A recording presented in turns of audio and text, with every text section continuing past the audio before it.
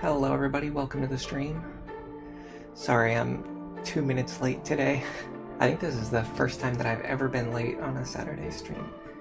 I was cleaning up my inventory before the stream and I realized I lost track of time.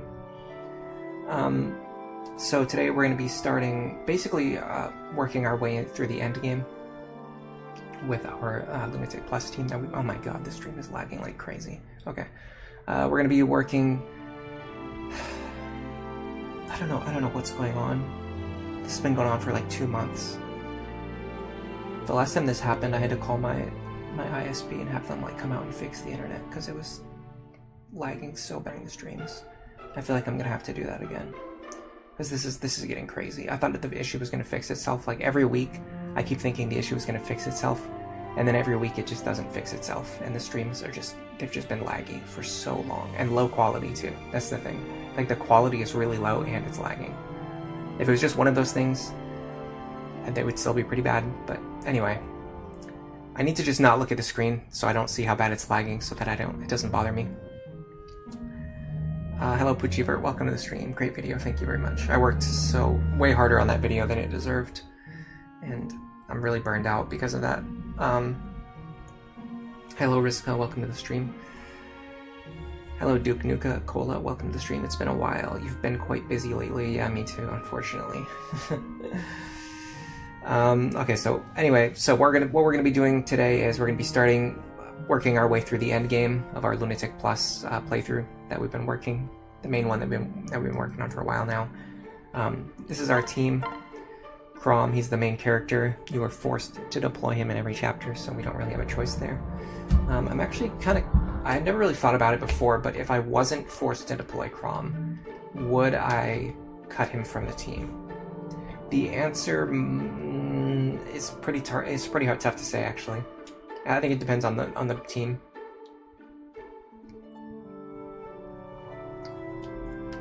Rizka, you love the Donald video. I'm glad to hear that. Yeah, the comments so far have been pretty good. I got 80 comments already, which is crazy. That's like pretty high for one of my videos in this short amount of time. But they've actually been a lot better than I thought they were going to be. There's only been like a couple of hate comments, and even the hate comments haven't been that bad. Eskius, welcome to the stream on that note as well. So this is Robin. I probably would use Robin on maybe not every single team, but on the overwhelming majority of teams, even if they weren't force deployed. I actually think, this is going to sound crazy, but I actually think Robin is a little bit underrated. Like, Robin is really, really good in this game, especially because of your ability to customize them and just do whatever you need to do. It allows them to fit on any team that you ever want to build. Sumia, I don't know if Sumia is really worth the amount of effort that I normally invest into her. I don't think she's a great unit, but I don't think there's really anything wrong with using like bad units.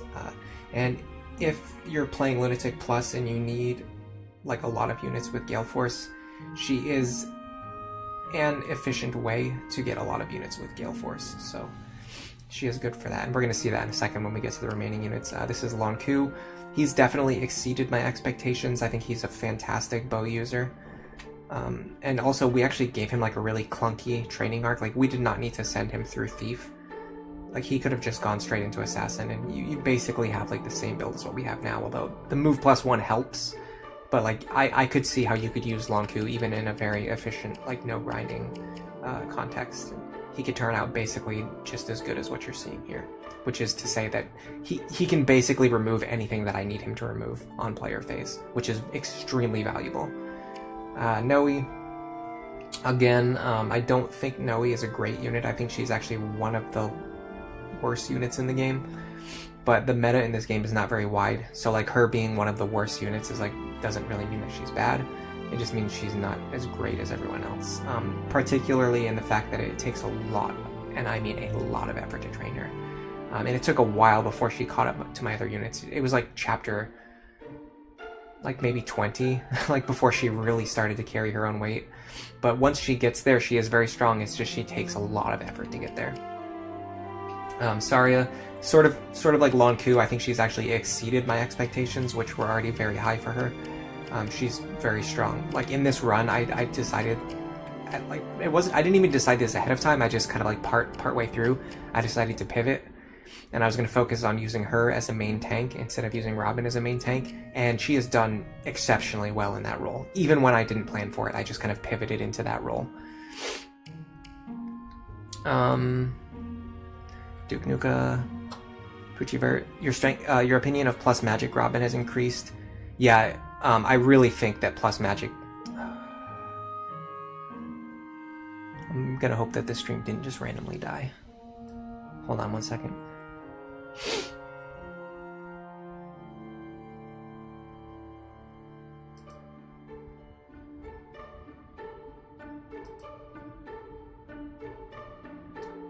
Okay, I'm really hoping it's just my browser that's lagging and the stream isn't lagging this bad, like, because this is crazy. This is, like, absurd. Yeah, plus magic Robin is actually very good because the benchmarks for one-shotting enemies are pretty razor thin, and having, like, a guarantee that you're gonna have a little bit of extra magic makes it a lot easier to hit the benchmarks for one-shotting enemies, so that you don't have to play around counter as much.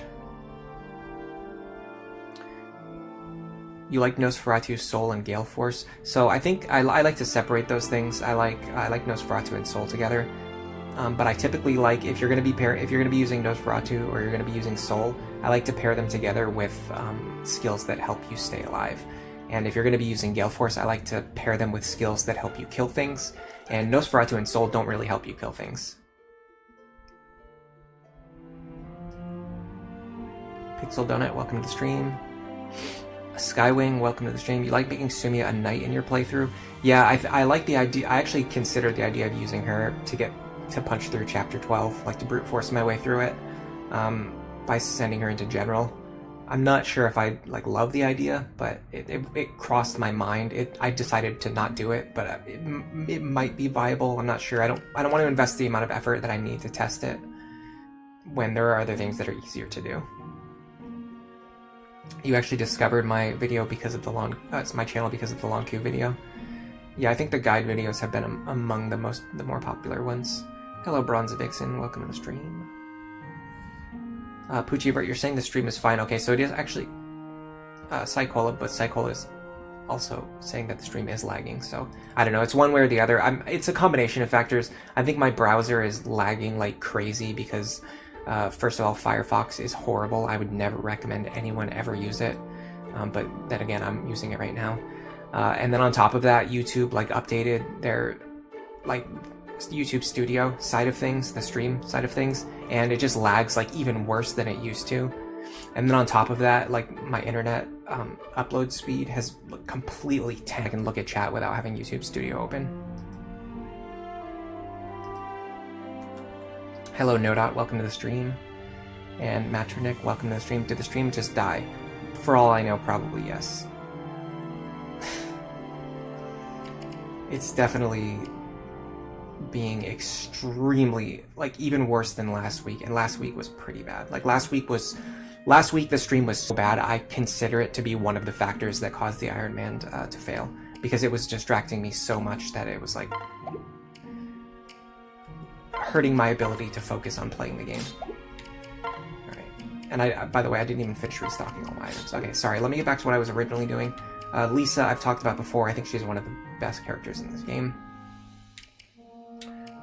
She's a little bit slower than Zarya, but it doesn't really matter that much because she's more of a player phase attacker. So even if she can't double things, it's not usually that important. You just need her to tack on a little bit of extra damage, and she's generally never going to be in danger of being doubled because you always choose what she attacks. But the more important thing is that she can just hold a rescue staff from the moment that you get a rescue staff until the very end of the game. And that alone is just incredible value. By the way, I need to get rid of this Fortify, that's a waste. She can probably get by with just a heal staff, but I'll give her a mend staff anyway. Olivia, I mean, you just have your dancer. I want to try not using a dancer at some point. I want to try not using a dancer, maybe in a future run. Riska's asking if I'm going to be trying the Iron Man again. I want to take a little bit of a break before I do it again.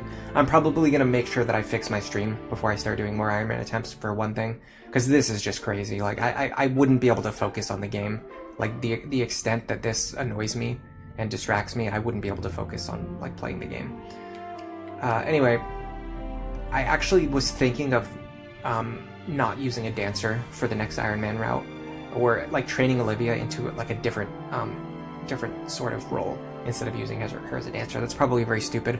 I'm probably going to keep her as a dancer, but I think maybe I really want to experiment with using Olivia outside of the dancer class, and so I'm probably going to do that for one of my future runs. Maybe I have another series planned that I might do it for. Gold changed his name from Ivan. Welcome to the stream, and thank you for the super chat. You wanted to say thanks for the high quality videos.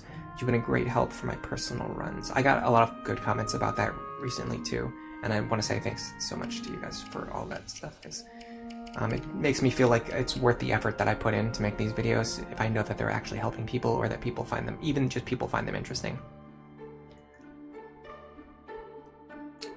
You're suffering on Lunatic Plus Chapter 5. You want some help? Yeah, the Lunatic Plus Chapter 5 video is so overdue right now. It's because of the stuff that I talked about on stream before. It put like all of my videos like 2 months behind where they are. And I really need to work on that one, but I'm not going to be able to, I can't do that. That can't be my next video. Like, I'm so burned out after doing this Donald video. I have to do something that's going to be lower effort for the next one. If your Robin isn't very trained, it can be very hard to beat Chapter 5. Yeah, that's definitely true. Anyway, this is Lucina. I do think Lucina is not great. I think she's like one of the... I can't remember if I put this in one of my videos yet. I think I talked about this in my Generation 2 unit guide. I think Lucina might be one of the bottom like 3 of the Generation 2 units, because you can't adapt her build in the way that you can fix all the other Generation 2 units. So she kind of functions in a similar way. She's sort of like halfway between a Generation 1 and a Generation 2 unit, and that's a pretty bad spot to be. I would rather they have just made her work as the rest of all Generation 2 units, but we forced ourselves to use her in this run, and once you finish, similar to Nowi, like once you finish training her, she is actually good. She's actually, like, her performance right now is on par or even better than Nowi, although she doesn't hit nearly as hard. But she can trigger Aether, and she doubles a lot more consistently, so... now that we're done training her, she's fine, she's okay, but I definitely would prefer if she just was more similar to another Generation 2 unit. Severa is extremely cracked. I'm gonna make a video about this probably. I did an analysis of all the Generation 2 units, and I didn't even realize this until I started making my spreadsheet. But Severa is like incredible. Like, she's like, her stats are better than like all of the other Gen 2 units, which is crazy because they're all very good. Cynthia, I think Cynthia is just like a better version of Sumia, which, granted, like I said, Sumia is not that great, but she's definitely very good. In fact, I think Cynthia like fixes all of the problems that Sumia has. So even if you're not going to use Sumia, if you just like now this is one of the things that I am considering fixing in my future routing. If you want to not use Sumia, you can still just have her pair with somebody and then get Cynthia for free. And like, free Cynthia is like way better than a train, like the effort that it takes to train Sumia, because you can just recruit Cynthia and just use her like as is, and she's good right away. Your Robin is super trained, but you're still struggling.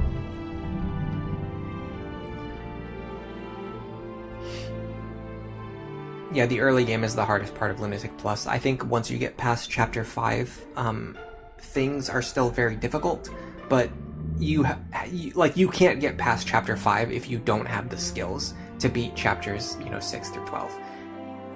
6 through 11. And then Chapter 12 is like the last really big difficulty spike. Like, Chapter 12 is extremely tough, but if you can get past Chapter 12, then you can beat the rest of the game. Like, not only do you have the skills to beat the rest of the game, but any team that can beat Chapter 12 can beat the rest of the game. Early Lucky Master Seals on Robin are really helpful at any point. Yeah, early on for sure. Second sealing Olivia back to level 1 Dancer is another... Yeah, I mean, that would definitely be... no, I don't think I'd waste an early second seal on her. Not on her join Chapter. And in fact, like, Olivia's levels don't really matter. If you're using her as a dancer, her levels don't really matter anyway. so it's probably not worth the effort. Mercenary with 14 magic and 11 sword. That's probably the problem. I don't think Mercenary Robin is very good. I think it's a needless detour to get a skill that's not very good.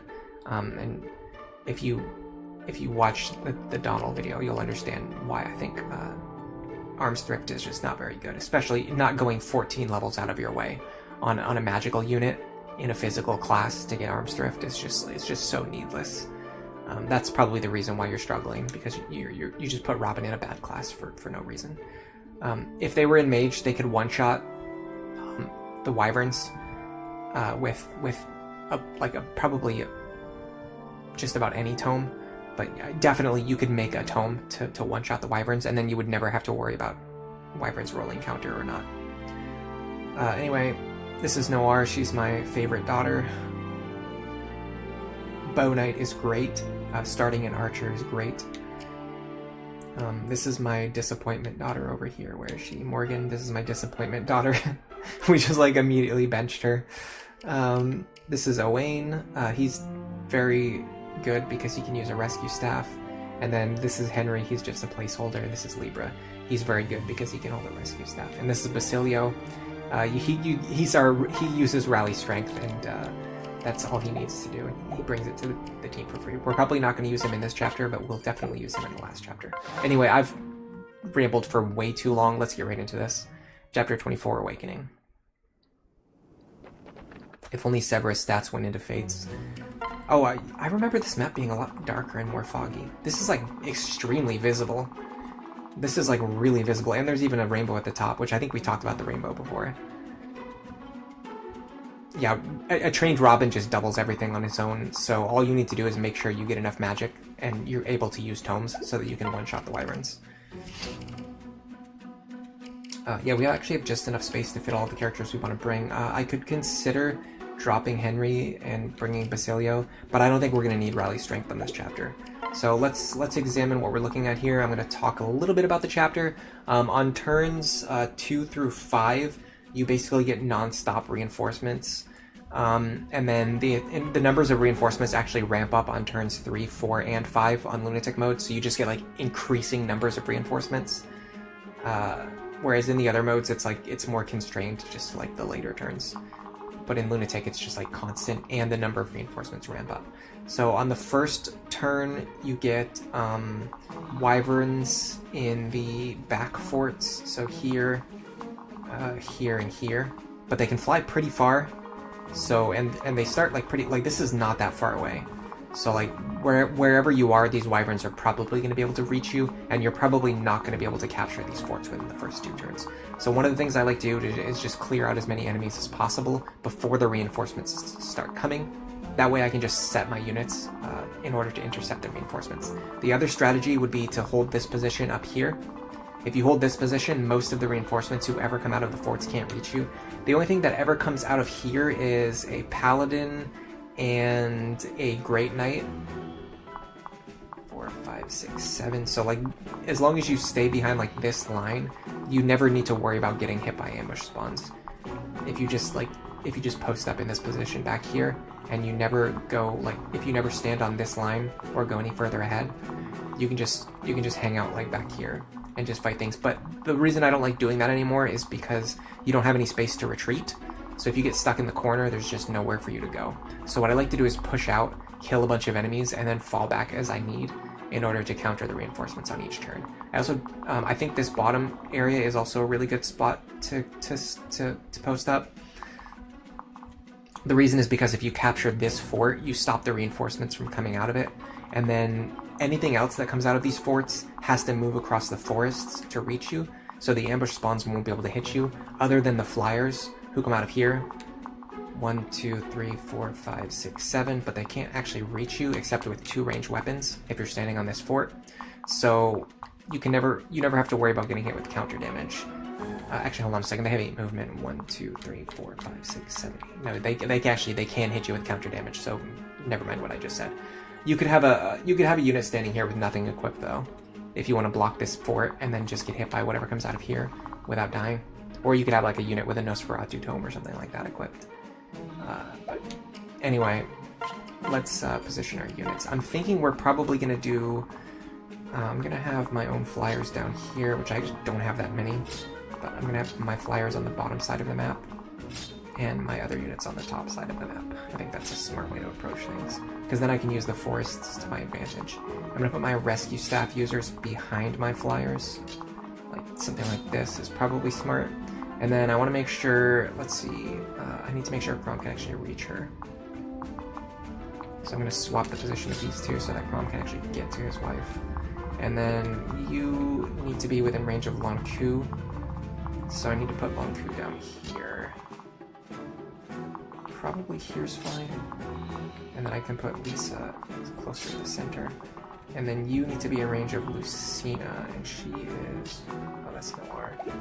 Where's Lucina? Lucina's here. Actually, I'm going to keep Olivia closer to the center as well, though.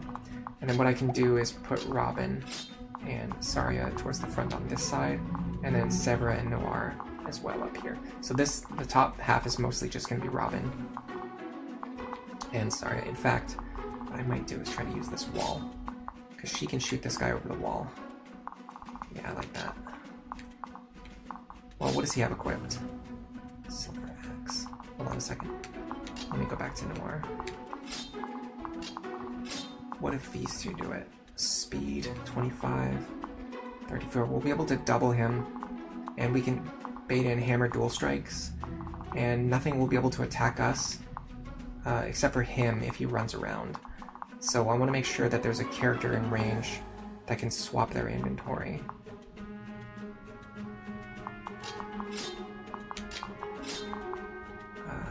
It's not going to work. What about her? So the only problem is I won't be able to swap their inventory if they don't get the dual strike. Rally has 3 range. Title drop. Sorry guys, there's a lot of... I missed a lot of chats while I was reading.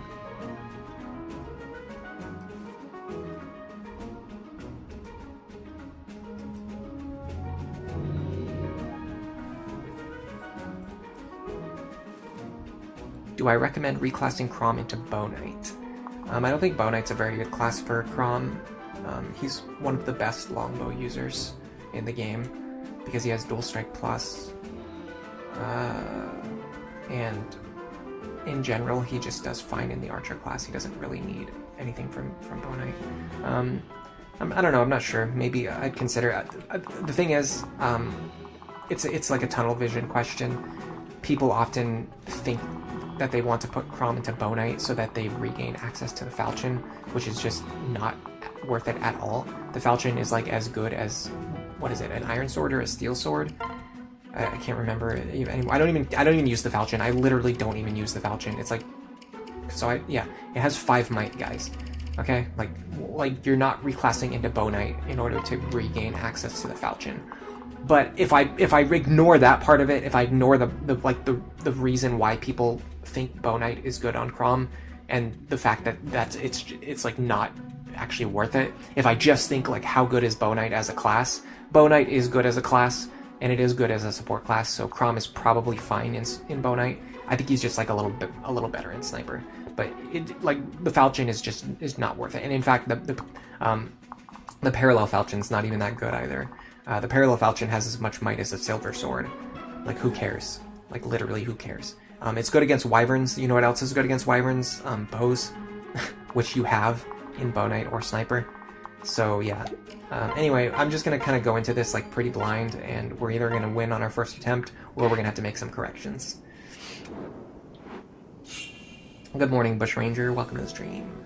Do I expect to beat the game today? I think it's a possibility, but with the stream being really laggy today, I don't know. I might just get fed up with things and not. And also, I have plans tonight, so I'm not going to be able to do a long stream today. Let me reopen the chat window. Sorry about that. I closed it. Yeah, unfortunately, I do have plans today, so I might not be able to. Do that. All right, so let's get this out of the way first. That wrong character. Be very careful. You go here. Pair up here. We're going to try to bait in some hammer dual strikes. I would really like for this to work, because if it doesn't, I'm going to be stuck sitting here with a bow. actually not are hitting anywhere. They're not hitting anywhere near as hard as I need them to. Yeah. There's... Okay. I don't think that's a problem, though. This guy can't kill me, right? In fact, what I could do is... You know what I can just do? I can do this.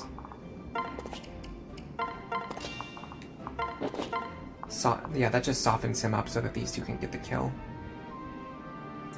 Although, unfortunately, I'm gonna have to do it this way, I think. I'm gonna have to bait in some dual strikes here.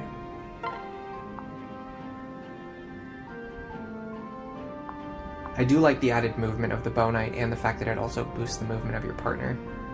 Yeah, there you go. So we'll just count their attack as softening this guy up, which gives a little bit more capability to Lucina and Cynthia to secure that kill.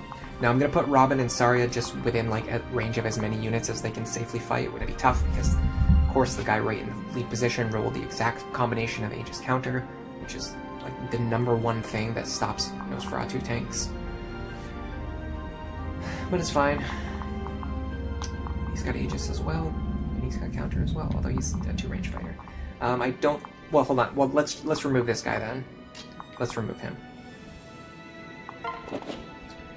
Can I do it this way? Fortunately, I don't think I can do this. No, we will die from counter damage if we do that. The problem is if I don't kill him... Yeah, I can attack this way, but if I don't get enough offensive like procs and I don't kill him, I'm gonna be stuck out of position. We can't get over there to kill him either. This is a little bit of an issue. It's not that big of a problem though. Hold on a second. Because if I fail, it doesn't really matter. Okay. So I'm just gonna pull them back over now. So I now have to find where Lisa's gonna be standing. So what I'm gonna do is this. I'm gonna pull them back over. This is actually something I've been wanting to show off, but I've been getting way too lucky with my offensive procs. So if you use like dual striking characters, or characters who rely on dual strikes or offensive procs as one of your Gale Force characters, what you can do is rescue them back to safety, dance for them, and then just have them do it again.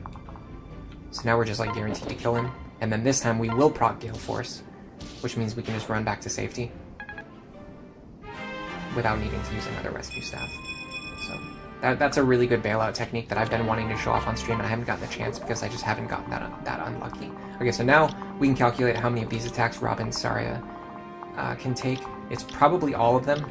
They can probably take like all 3 of these attacks, if I'm not mistaken. I do have to be a little careful though, because I need to see if he's going to switch to a sword. I don't think so. I think he would prefer to attack with a bow, although it's going to be a tough call. Because of the A rank bonus on damage from swords. Let's see, 51 plus 56 plus 58, which we might not need to take this attack. Minus 29, minus 29, minus 19 is 80. That's actually still 88 damage. But we're going to have a defensive bonus from Robin, which I didn't factor in. Hold on. Minus 14, minus 1 is 73. So we do need to use Nosferatu here, but we can definitely survive. The question is, can we also survive this attack? Now, unfortunately, he has counters, so I'm not going to mess with him. So yeah, I'm just going to stand here. I'm going to use Nosferatu. That way we just already have it equipped. Problem is, if we don't kill this guy, we're going to deal a lot of counter damage to ourselves later on. Now, what does he have equipped? A lance. Okay, I'm just gonna bait in Silver Axe dual strikes. I could use the Ruin Tome. My accuracy is really not great. 66. I'm actually gonna use the Ruin Tome here. Perfect. There you go. I think this is gonna save Nosferatu charges, although it's gonna make our health is gonna be pretty low at the end. Do enemies spawn on the northwestern fort? Yeah, it's a paladin with a silver lance. I'm thinking of just keeping Henry up here to stand on this fort. But then again, if a paladin comes from here, I can just deal with him later, like when he comes out. Alright, next up, our second Gale Force team. I want to look at characters or opponents that have counter and try to get rid of them if I can. There's actually none over here that I have to worry about. So, what would be the next most dangerous? Probably enemies with Luna. Or, maybe enemies with flying capabilities, although, oh yeah, we can reach him. Let's just kill him then. So we can deal 43 damage.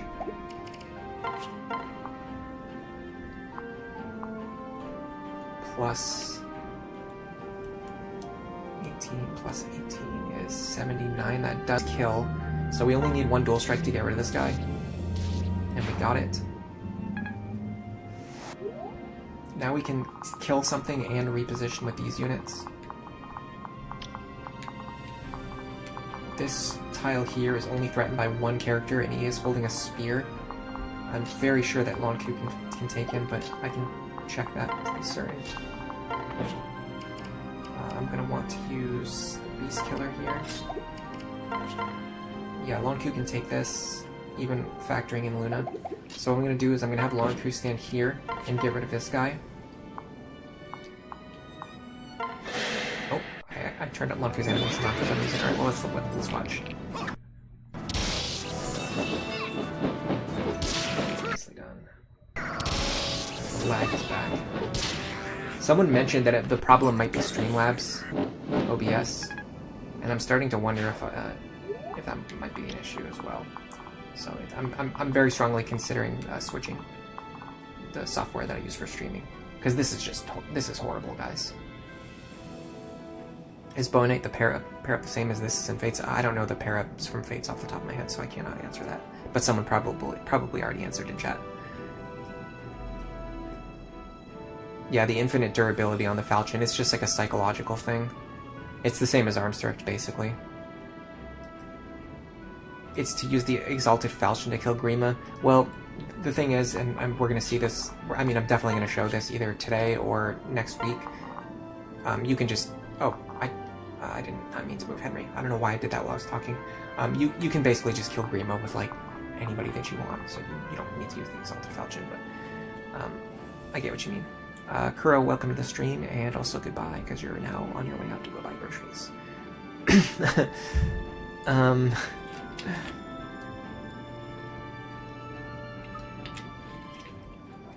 You don't think this Nowi is a good example of true endgame Nowi potential? You think that we got very speed screwed? Probably, yeah. I think we got a little bit speed screwed, but I just think she's like not that fantastic. You have to invest a lot of time training her before she gets before she starts to pull her own weight. Which is fine if you have fun doing that. I have fun doing that. But it's just one of those things, like, that's the disconnect, I think. And like I said, the comments on the video, on the Donald video, were, so far anyway, have been a lot better than what I was expecting. Even from the people who are, big fans of Donald. But there are some people, there are some bad apples who kind of just ruin it for everybody. And their problem is that, they can't just accept, Donald is bad, but I like him anyway. Like, the people who can say, Donald is bad, but I like him anyway, I have no problems with that at all. It's just the people who, try to start arguments and try to, say that Donald isn't bad, when he's very clearly bad. He's very clearly not as good as other characters. And it's just, it's just so self-evident. And also, there's a mountain of evidence that you can also you can show people an hour's worth of evidence, and there's going to be people who will still just not accept it. And but that's my point is, though, it's the same with Nowi. I know that Nowi is bad, but I like using her anyway. It's not that big. It's just not that big of a deal to just admit, yes, she's not that good, but who cares? 90% dual strike rate is pretty insane. Honestly, I think it's actually pretty normal by the time you get to the end of the game. It's why I think, at a certain point, dual strikes become, maybe not quote-unquote reliable, the way people, for things to be reliable, but, pretty reliable. Pretty reliable. Man, I wish I had killed this guy with the first Gale Force attack, because then I could have gone over here and killed this guy, which I honestly I can still do. Well, no, because I won't be able to guarantee that it will work. Okay, let's try to remove or soften up some of the targets that are further behind, but I want to make sure that I have enough rescue range to pull my characters back.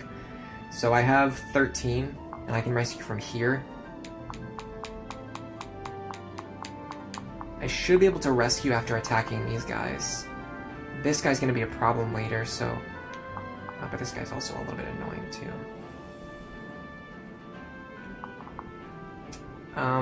This guy has counter and a bow, so I'm going to get rid of him. Does he have his bow equipped right now? He does, unfortunately. That's going to make it a little... Actually, and I don't even know if I can get rid of him right now.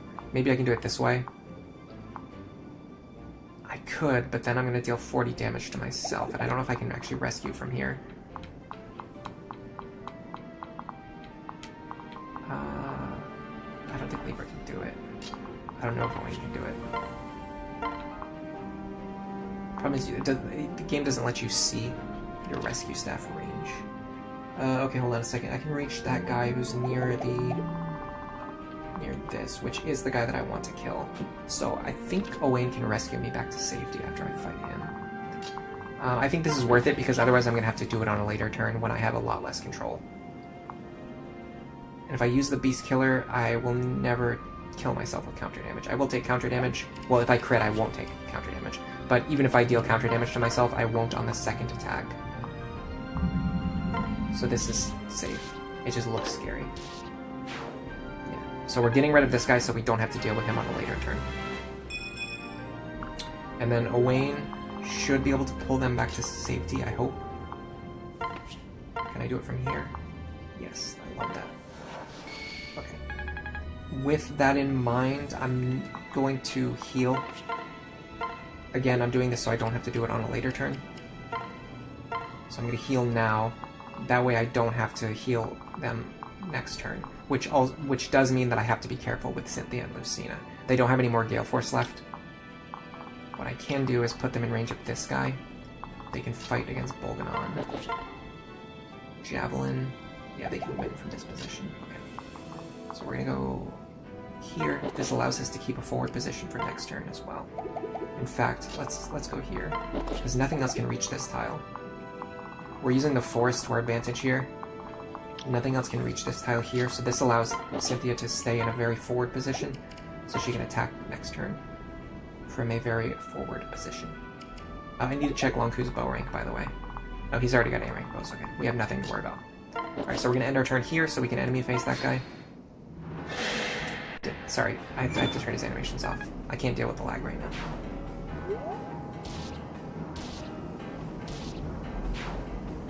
Risuka X is bad, but I like them anyway, is so much cooler than Denial and Cope. Yeah, I feel the same way.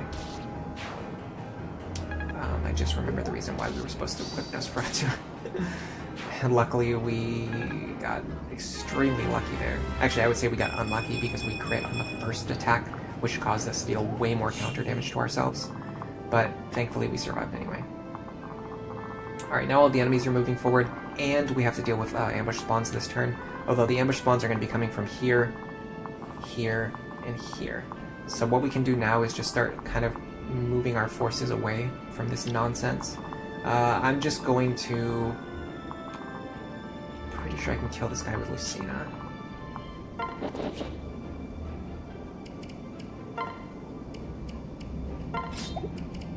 Just like guaranteed, yeah. Let me see if I can kill something else first, though. Him. Or him. This would actually be good. If I could bait this, it would be nice, but I don't know if I can. This might actually be a job for,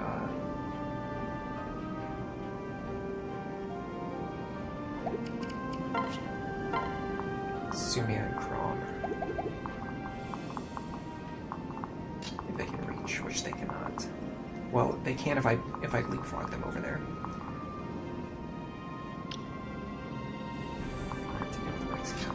Excalibur Luna, by the way. Let's have Lon'qu get rid of this guy. And then we'll find out later if we need to get him off this fort or not. this guy? I can use the Brave Bow. Even the Brave Bow, it doesn't do it. And how am I going to get rid of this guy? He has Excalibur Luna. She. It's actually it's a female character. She has Excalibur Luna. I guess we have to have Lucina get rid of this character because there's no one else who can do it.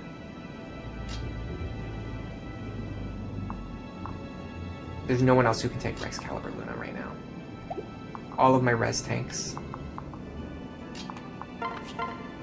Yeah, all of my res tanks have weakness to wind tomes, and Lon'qu's health is too low to take a hit from that right now. I mean, I guess I could heal him, but then my staff user would be in range. I guess I can back up and use Physic, but again, this is because I'm doing this. I'm not gonna have as many rescue charges. And then I don't even know if Lon'qu can survive on this tile. So then that's going to cause problems. Because I'm not going to have rescue charges to pull him back if I need to. And he's going to be on low health as well after fighting this guy. Because of Excalibur Luna. This is scary, guys. This is very scary.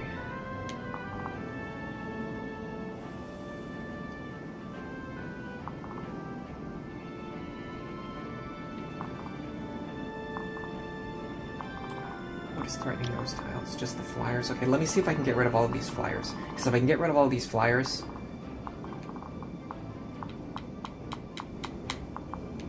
I'll be like relatively safe if I can get rid of all of these flyers. Man, I really have to get rid of this guy. Maybe, I'm thinking Chrom can actually do it. So I would do something like this. So I definitely want Chrom to get rid of this character.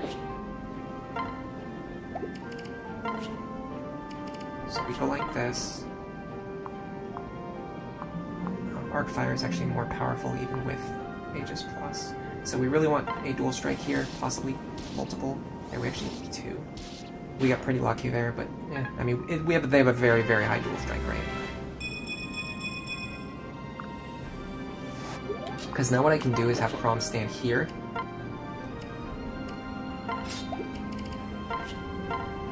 Unfortunately, double this guy. That makes this very dubious. But no, because if he survives... Okay, if he survives... Let me make sure Sumia actually kills here. 33 minus 7. 26. Plus 35. Okay, so this will kill. So if we get a dual strike here, we'll kill this guy. We won't take any damage. If we don't get a dual strike here, we'll leave him on low health, which means Lucina or someone else will be able to finish him off and trigger Gale Force, which is exactly what we're going to need to do now. Okay. Yeah, so we can do this. We just set up the kill for our other Gale Force attacker, basically. So we're going to go over here, then we're going to go up here. I want these two to get rid of this enemy so that they can run away to safety afterwards. Nice pointless Aether proc. Alright, so they can actually enemy face this guy with the spear, which I like. Let's stand at the very edge of his range, which is well, let's figure out who's going to get rid of this guy. Probably this pair. Wow, they don't guarantee the kill. That's crazy. With a silver bow. But they have 2 chances to dual strike, so let's fish for that first. Got it.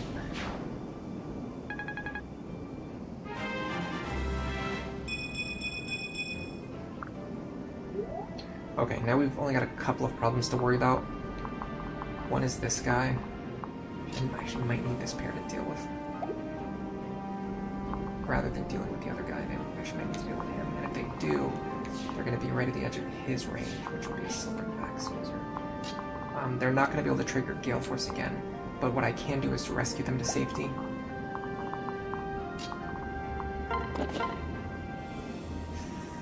Now, unfortunately, he has Aegis Plus.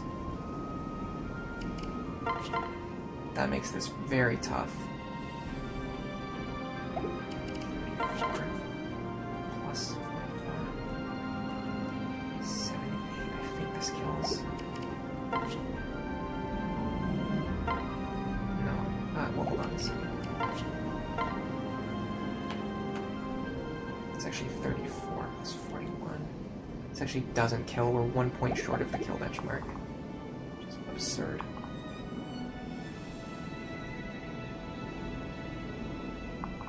I'm trying to think about how I get rid of this guy now.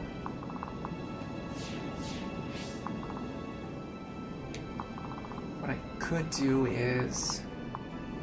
Problem is I don't know what's going to come out of this fort. It is a... Center southeast. I think that means this one. A Wyvern Lord with a Tomahawk. Okay, hold on, I can work with that. Though it's very scary. So whoever's basically like anywhere in this radius is gonna get slammed by this guy. Yeah, I'm gonna have to rescue these two. Which is fine, I knew I was gonna have to do that anyway. I have a strange idea that might work, but it's a little wonky because of all the woods tiles that are in the way. Okay, so 1, 2, 3, 4, 5, 6, 7. What did they have? 7 movement or 6? 6, okay. 1, 2, 3. 1, 2, 3, 4, 5, 6. Here. Is this tile safe? 1, 2, 3, 4, 5, 6, 7, 8. Yeah, this tile's safe. So 1, 2, 3, 4, 5, 6. If I rescue Saria over here, her health is extremely low. I think I can heal myself with Nosferatu though. I can get onto this tile here. I can use Nosferatu to actually not even kill this guy. The enemies get so tanky in these last few chapters. I should be able to heal. Yeah. Wow, did not get the kill. That's astounding. Okay, that's fine. We can still work with this. So we're gonna run back over here. We're gonna do this. Javelin this guy. Yeah, we can really see my less optimized team like really starting to hold me back here. Okay, so what we're gonna do is just pull them back to safety now. I'm gonna pull them just outside of this guy's range. So actually right here is fine. So they should be safe. Now we need to save Crom.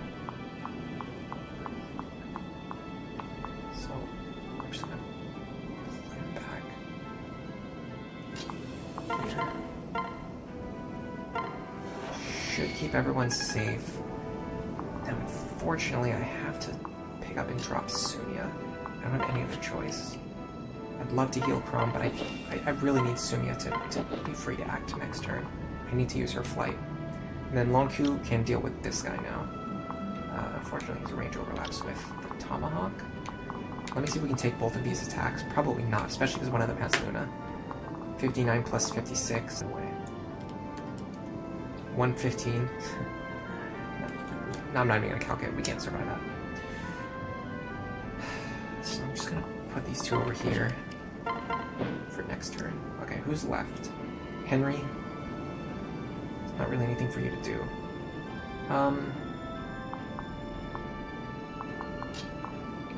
Yeah, I wish I brought another staff user instead of bringing Henry. I think we talked about this during the last time we streamed. Like regular Lunatic Plus before we started doing Iron Man attempts. I talked about how I would probably be better to bring Anna instead of bringing Henry. And I just like completely forgot because it's been like 3 weeks and I just sent Henry again. Because if I just had one more staff user, it would be so much more useful than what Henry's doing right now, which is quite literally nothing. Okay, this turn, they're going to spawn more Wyvern Lords. They're going to spawn a Great Knight from...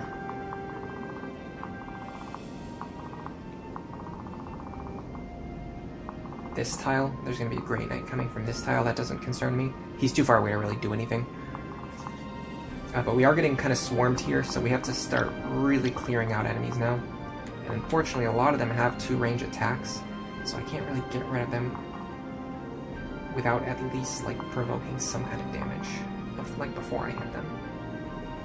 And a lot of my characters are on low health. Might be able to rely on Lucina. I think she's on full health. She is, okay. Finally, one of them doesn't have freaking counter. So we can use the Beast Killer here. Unfortunately, he does have Vantage, so we are going to get hit. Would have loved an Aether proc there, but you never really get them when they actually matter. Okay, now what I'd like to do is... I'd like to get double value from Lucina, which I can do by going like this. Okay, look how much better the bow is than the falchion. Just having bow access is literally better than the exalted falchion, or the parallel falchion, whichever one she's using, parallel falchion. Just because I can do this.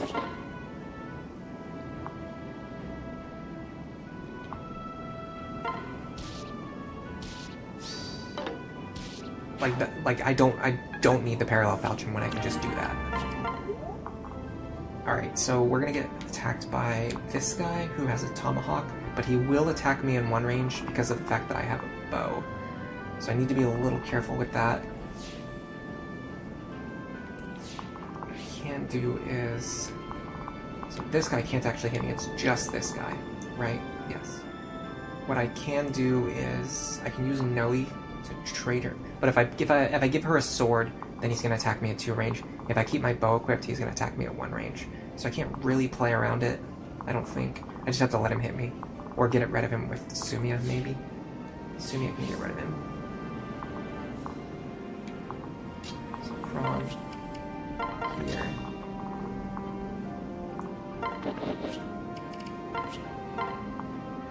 $44 plus 18 is 62. That's not enough. Again, we just can't guarantee the kills on these guys when they roll defensive skills. Okay, well, let's get rid of this one first then, because we can get rid of him. I'm pretty sure. Well, I mean, we can count that as well, I guess. 44 plus 18 plus 18 is 84. Okay, so we can guarantee this kill, and then we just fish for the other one. And then if we fail to get the other one, it doesn't matter, because we're going to rescue ourselves back to safety anyway.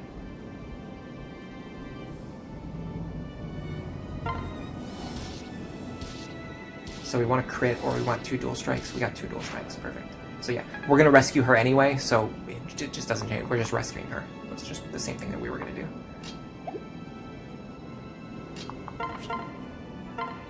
Should probably be optimal to pull her here, so she's closer to the front for next turn. I need to clear a lot of enemies this turn. The good thing is we can make much better use of Lon'qu now, because we can set him up so he's only in range of 1 enemy. And in fact, we can use Nowi for this. No, we can't. Well, yeah, she won't get doubled with the Lon'qu pair up. But it might be better to double with Lon'qu. Let me wait and see what Libra's doing, because we might need him to rescue someone. Alright, I'm going to have Saria sweep as many characters as she can this turn. Unfortunately, again, this idiot has counters, so I can't. Well, what if I get rid of him on player phase? I can use Nosferatu, which will heal me. And then I can rescue myself to safety, to enemy phase the other 2.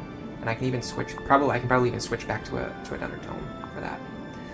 So that would be, unfortunately, because of the way rescue works, it's going to be a little difficult to rescue them into the position that I want. So let me just do it. Let me just rescue them back here. and then I'll just use Olivia to reposition them, rather than using 2 rescue stabs. This is very lazy. I could have done this another way, where I probably could have done that with 1 action instead of 2. But it is what it is. I wonder if Noir can actually kill this guy. No, unfortunately not, because the way their ranges are set up. The 2 range guys behind. Alright, so let's calc their damage now. 64 plus 58 is 122. Minus 29, 29, minus 9 is 46 damage. We always survive even without Nosferatu. So I'm going to use the Flux Tome.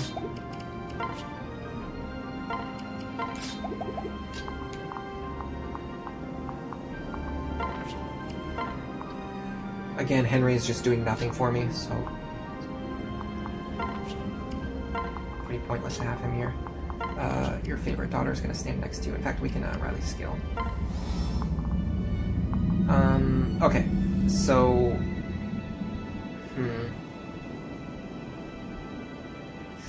It's really tough for me to decide what I want to do with this pair.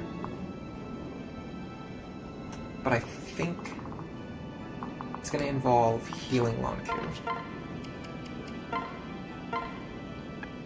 Now I want to check something. So I might be able to do this. And then fish for dual strikes. Problem is, if I don't get them, and in fact I might even need 2. Yeah, I would need 2 dual strikes to secure this kill. But if I don't get them, then I'm just standing here with my bow equipped.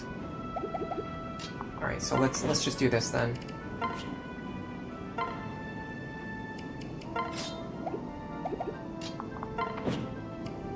This is fine. We can just enemy phase this guy, and then Nowi will be able to fly next turn.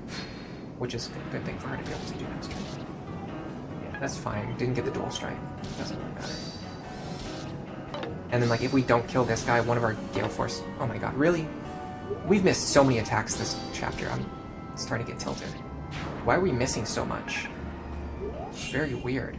And it's not even the terrain, because most of the enemies are flying. So it's not like the extra 10 avoid for the woods. We're just missing a crap load today.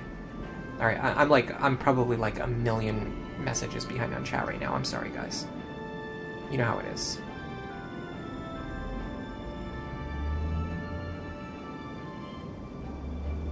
Risuka, after watching the Iron Man in the early game, it almost makes the game feel different for you.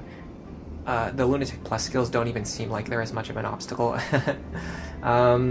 It's one of those things where the better you get at the game, the less impressive it gets, like, for someone to watch you play it.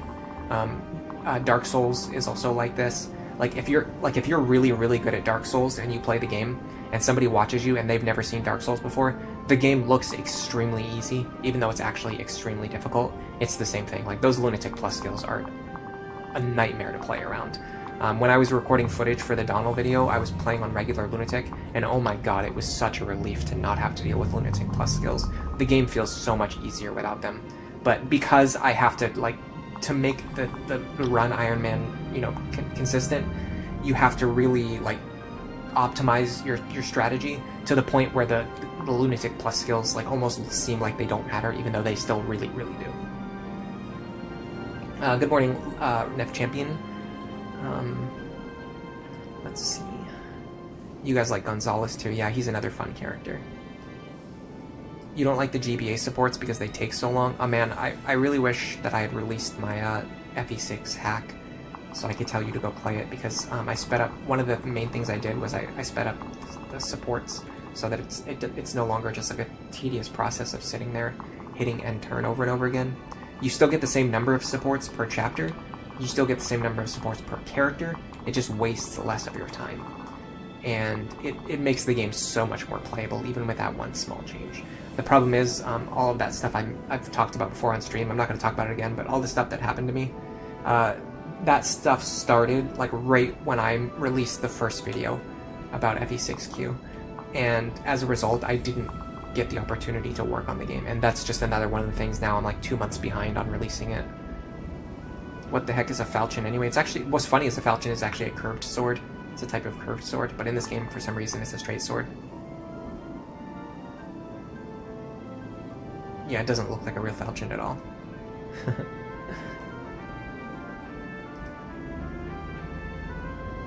You've always found it weird that it's actually named after a type of sword. It's like calling a legendary sword katana. Yeah, true. It is a cool name, though.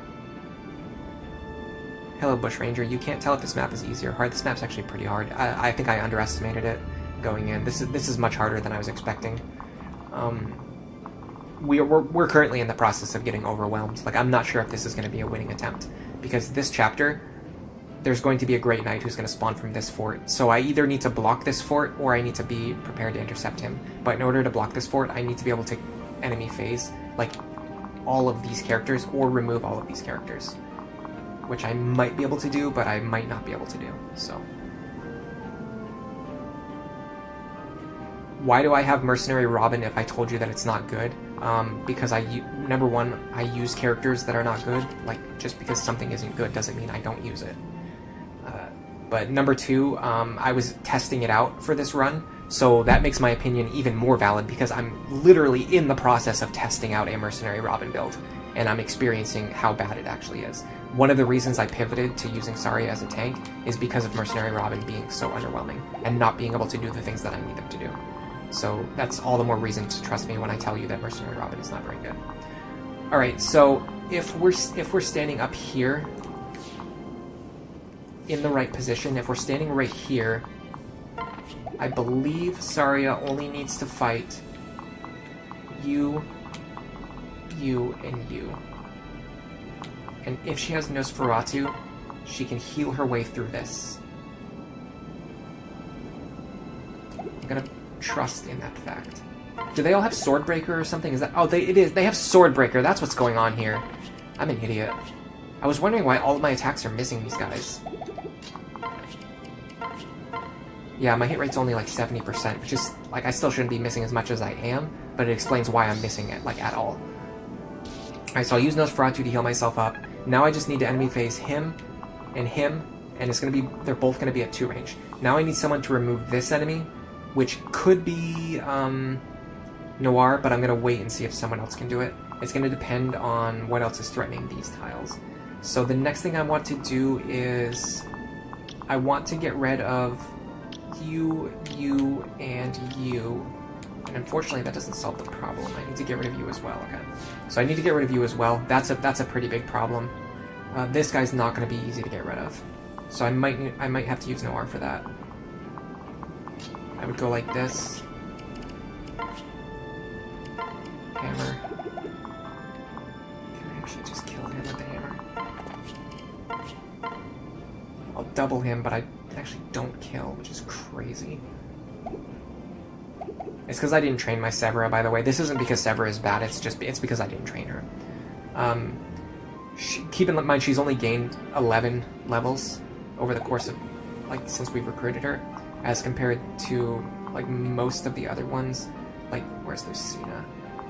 Lucina has gained, 9 plus 13. So Lucina has gained 22 levels. Lucina's gained like twice as many levels as Severa has. I think even more. I think we reclassed her more than that. You love FromSoft games as well. Yeah, I've played a lot of FromSoft stuff in the past. Unfortunately, many of my older videos about Bloodborne, Dark Souls 2, and Dark Souls 3 have been privated now, but some of the old streams are still up. I was thinking recently about streaming Bloodborne again at some point in the near future, but I'm not sure. I streamed Dark Souls 2 recently, but I only did one stream, and then I just kind of, like, put it back on the shelf. I just have so much other things that I want to stream right now. Oh, that reminds me, yesterday, when Millie was playing Ark to record footage, I was playing Wizardry, and I was getting my backup team ready for the next Wizardry stream, and I can finally say that my backup team is ready, so the next Wizardry stream is going to be very soon, and I'm very excited about that. I've really been wanting to play Wizardry again, but I haven't been able to because I just didn't have my team ready. So what we're going to be doing is, it's going to be a really fun stream. That game has an awesome mechanic where if your characters die in the dungeon, especially if you party wipe, the dead bodies get left behind in the dungeon. And what you can do is you can send another group into the dungeon to rescue the fallen adventurers. So I've been training a party that can go into the dungeon to rescue the fallen party members that we lost during the last wizardry stream. It's going to be so fun. We have to basically make our way down to the 6th floor of the dungeon with a weaker than usual party, and then we have to successfully make it back to the surface while carrying the fallen adventurers with us. And you can only carry 2 at a time, so we're going to have to make 3 trips down there. We can't even do it in a single trip. It's going to be so fun. I'm really looking forward to it. I don't know when it's going to be, though. Maybe next Sunday. I'm not sure, because I want to. The problem is, I also want to stream Final Fantasy Tactics. So, how am I also going to stream Wizardry? I don't know. Yeah, the breaker skills are absolutely crazy in these games. They're so powerful.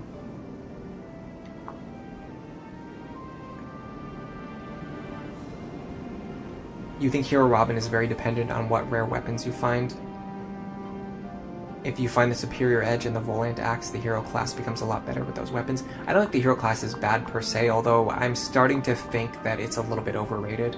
Or at the very least, for me, it's a little bit underwhelming. It's not as good as I used to think. I just don't think it's as good as I used to think that it was. That's the best way I can put it.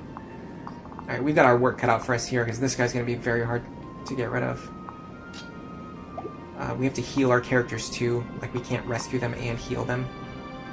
I don't know how we're going to clear... I genuinely don't know how we're going to clear all of these enemies. We have 1, 2, 3, 4, 5, 6 enemies to clear. We have at most 1, 2, 3, 4, 5, 6, 7, 8 actions. So almost every single action needs to be used to kill an enemy.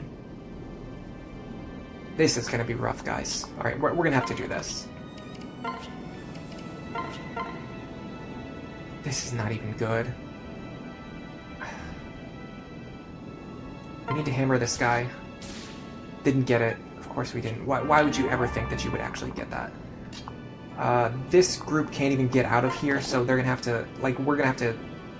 Oh my god, this is brutal, guys. This is brutal. We're gonna have to use...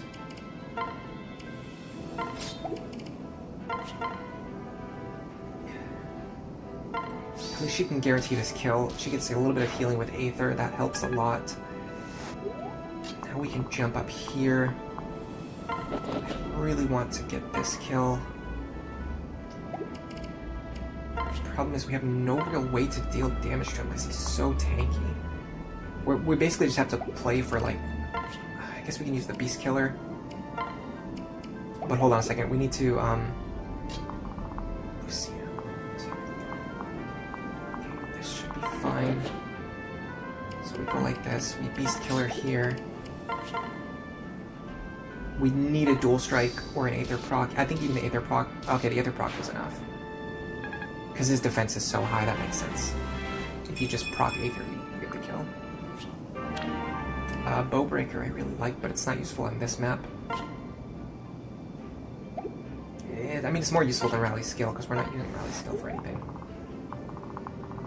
Alright, the good thing is, if we clean up everything we need to this turn, I think we're safe for next turn. Because there's not that much more we need to clean up. This guy's a Tomahawk, but we can deal with that. Okay, I would love another Aether and or Dual Strike here. Okay, we got it. Alright, we are well on our way towards cleaning up everything that we need to clean up. We have to get rid of this guy. We have to get rid of both of these two. And we have to block this fort. And we have to deal with the fact that there's a guy with a Tomahawk coming from here. Which I completely forgot about that aspect of it. And also we have to use 2 rescue staffs to pull these guys back. I don't think we win from here. I don't think we win. I think we've already lost.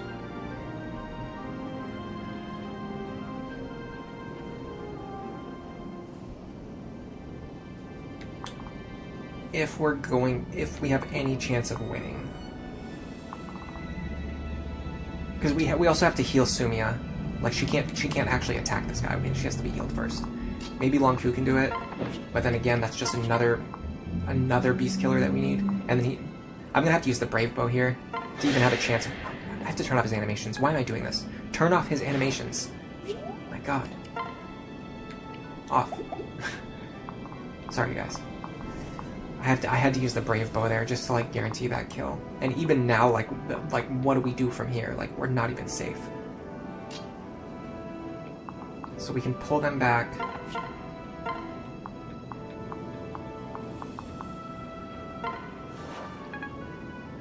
Now... Can I longbow this?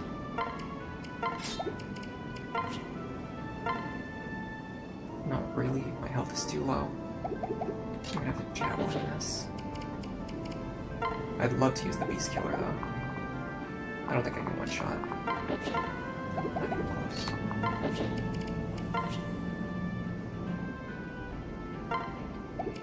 Problem is, I'm gonna need multiple dual strikes here. I think even if we dual strike twice, we don't even kill this guy. He is unbelievably tanky. Alright, well, is there a character who can just hold this position, then? That's an interesting question. That's another way to look at it.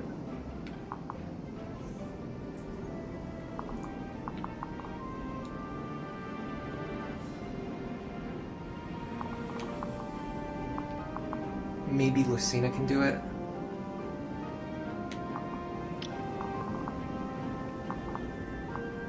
I still have to get rid of this guy. Oh my god. I don't think I have enough rescue stabs for this. Okay, how much damage does she take from him? 26?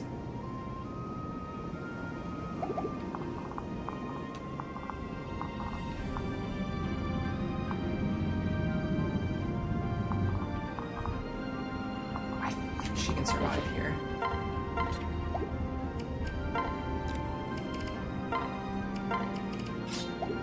We're getting, like, down to the point where even if we get past this turn, I don't know what we're going to do next turn, but... I need 3 rescue stabs. And I also need to actually kill this guy. I don't know who's going to actually get the kill. It has to be Henry, I get. Well, no, because if it's Henry, then I need another rescue staff. I don't know how I do this.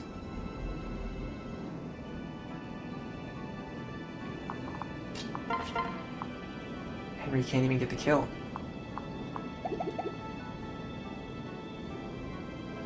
I think it has to be Lisa.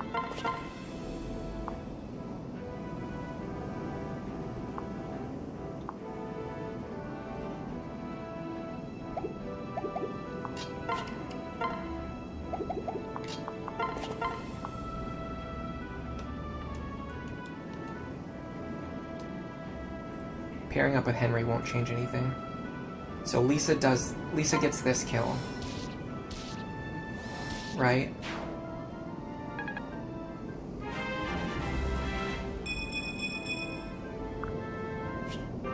I don't think this even works. I don't even think this works. We dance for her. She rescues you. And then Libra rescues the other one.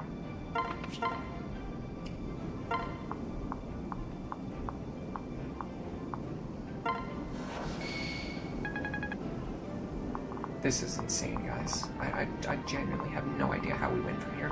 The only saving grace is, like I said,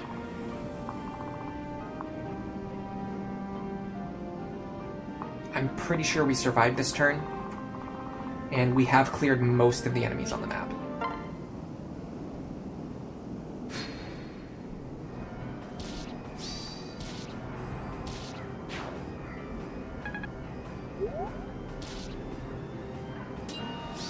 That guard didn't matter, but... Well, it mattered in the sense that now Sario's back on full health, which is really nice. Okay. We might be okay here, but it's going to require another round of, like, serious clearing.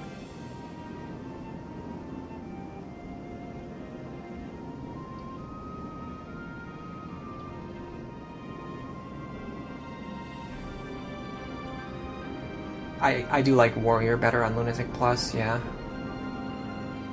That's one of the reasons why I think, like, I'm starting to not care about Hero that much, or like, or even Soul for that matter. Like the healing from Soul can be pretty reliable, But it's just one of those things where, like, when I'm planning for Iron Man consistency, I just can't, like, rely on soul tanking. And that's kind of what got me thinking, like, okay, so if it's not good enough for Iron Man consistency, then that means it's at least, like, less good than the things that are good for Iron Man consistency.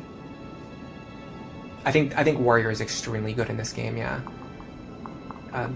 Particularly in Awakening, I think this is, like, one of the games where Warrior really shines. Alright, so the good thing is, where did this guy go? Did he just not come out? There should have been a guy who came from here, but he just didn't come out. Should have been a Wyvern Lord with a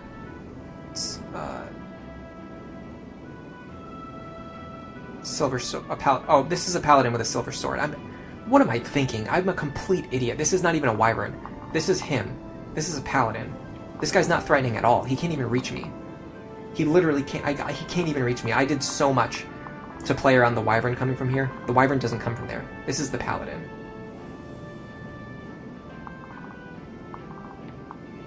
Okay, so the good thing is, you can look at the map right now. This is one thing I like about maps that have, like, the same ambush spawns keep coming from the same forts over and over again. I can look at the map right now, and any tile that is not in reach of an enemy is also not in reach of an ambush spawn. Because no matter where, no matter where I'm, like, the guy who comes out of here is going to reach exactly here. The guy who comes out of here is going to reach exactly here. So it's like, we always know exactly where these enemies are going to reach. And it's going to be here and here. Those are the only ones, like, the Wyverns are only going to reach here. We can see exactly how far they're going to reach, because they've already moved as far as they can move from those forts. So as long as we don't end our turn within range of, like, these tiles, and even this tile's not that dangerous because it's a true range attacker. It's still dangerous, but not as dangerous as a potential count for counter damage. So if we can clear out these enemies safely, which we just might be able to do, we can be pretty comfortable. The one thing I don't know how to deal with are these Paladins. They are absolutely lethal. I think I have to go for Beast Killer attacks on them. And even that, I'm not sure about. I'm also almost out of Innisbow charges. I went to the Convoy. Do I have any, like, good bow? I can use the U-Fell for this. What does this have? 13 light. Actually, it might be time to start using our legendary weapons. And grab a silver bow too, in case my...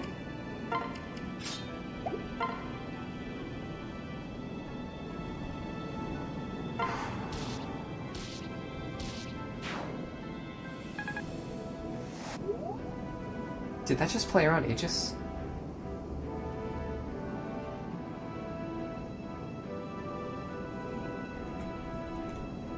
Hold on a second.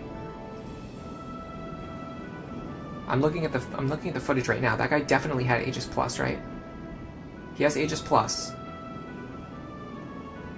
And U-Fell deals full damage to him. Did I just not know about that? The legendary weapons not get affected by Aegis and Pavis? Or am I missing something here? Somebody who's paying more attention to the stream, tell me what just happened. Because I'm pretty sure I just attacked him with a bow, and Aegis did not cut his damage in half. I see what happened. That was not Aegis Plus, that was regular Paladin Aegis. So all that happened is he just didn't proc it. I was so confused for a second there. I was like, what in the world is going on here? That one really threw me off. Fun stuff. Yeah, these Paladins are pretty tough to get rid of. I should have grabbed an Armor Slayer while I was here. Too late now.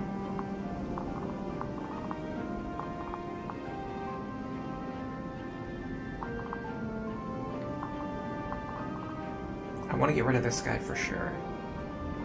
I think Sari is the best character to do it. I can use the Ruin Tome, and I can use my hammer.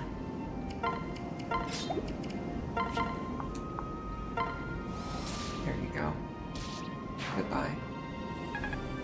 And then I can dance from here. I do have to be careful about the paladin who's going to come from here. He's going to have, what is it, 7 or 8 movement?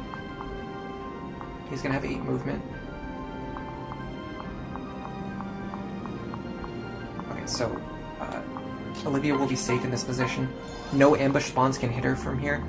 So as long as if I clear out these enemies and this square says that it's safe, it is truly safe because there are no ambush spawns who can reach this tile. And in fact, in order to save her, all I need to do is kill this guy right here. Unfortunately, these paladins are becoming a real thorn in my side.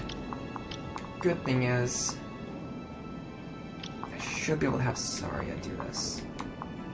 Yes. The question is, do I need Nosferatu? 58 plus 61 plus... We're not going to take this 58. But let's say in theory we were going to. That would be 177.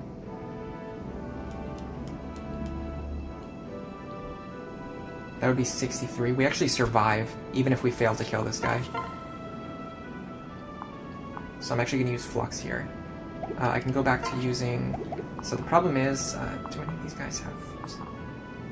So this guy does have Swordbreaker, but I think I just have to live with that. Because the sword is much better than an axe here. Actually, is it? No, the axe is better. So yeah, we'll just use the silver axe then. That solves all of my problems. Alright, I'm just going to use the Flux Tome. Because I don't need ruin crits or anything like that. We have a very high crit rate anyway.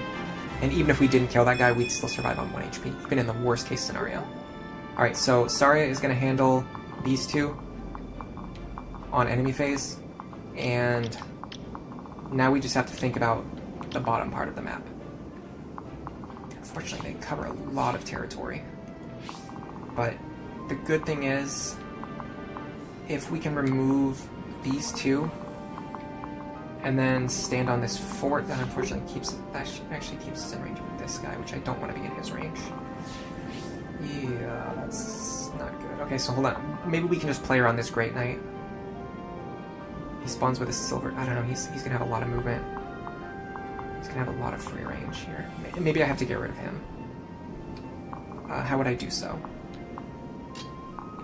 Probably something like this.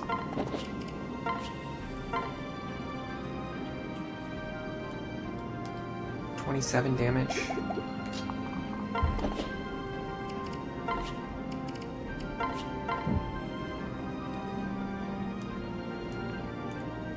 We can deal 61 with a single dual strike. We would need 2 dual strikes, or an Aether proc, or a crit. I mean, I guess it's not that unlikely to get something. Let's just try it. If we fail, we'll use a rescue strategy. That was actually really risky because I just remembered I already had Olivia dance.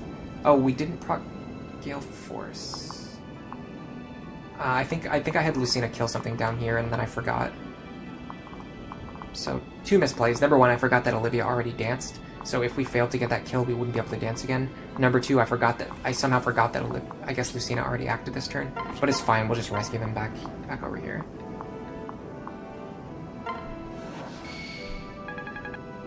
Alright, so next up is... Gotta get rid of...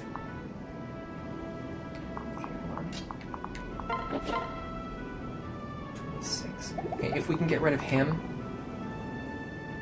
and then end our turn on this fort, that would be fantastic.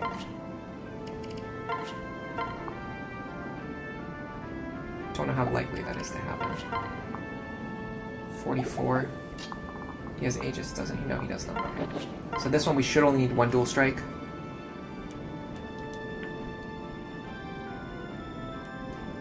Yeah, we only need 1 dual strike. Unfortunately, we're going to take a crap load of damage. But I think we'll be fine. Now, how many staff users do we have available? We do have you, but you can't really heal them to full.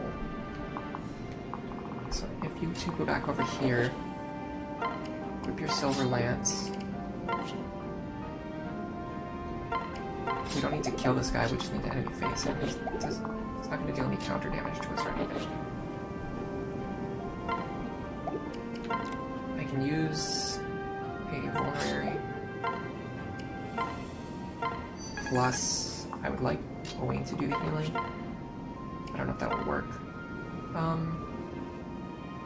Lisa would be better. And in fact, let me see about this. Okay, let's do it this way. And then Lisa heals here. I shall heal them back closer to full. Okay, I think this was the first useful thing Henry has done the entire chapter. I think we have won the map, because this is the last turn that reinforcements spawn, and once we're done with the reinforcements, there's like nothing else left on this map that we'd really even need to clean up. And what I can also do is I'm pretty sure I can pull this guy over with Lon'qu, or Nowi. Maybe.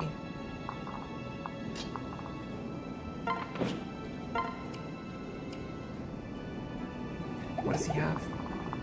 Silver sword. Bow is actually better than a sword. I don't know if I can take the attack. 57. Which is, it's actually going to be like 54. Minus 25, minus 29. This is actually really close. It's so close that I'm not gonna believe in my mental math. What I'll do instead is this.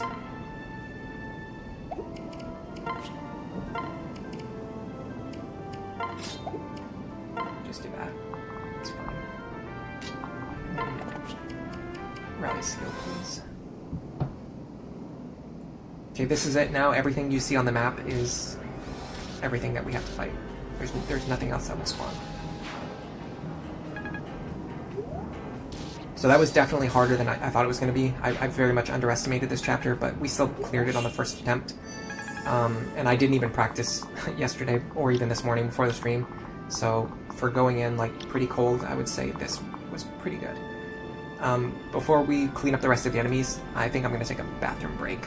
So I'll be right back. Everyone else, go get some water. I demand it.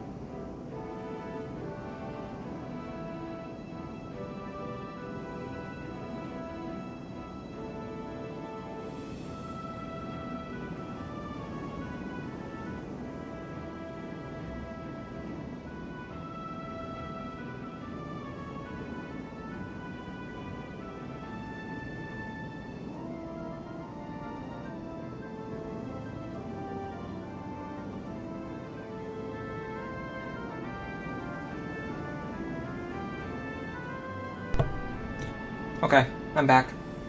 And I have a carrot, too. Oh god, sorry.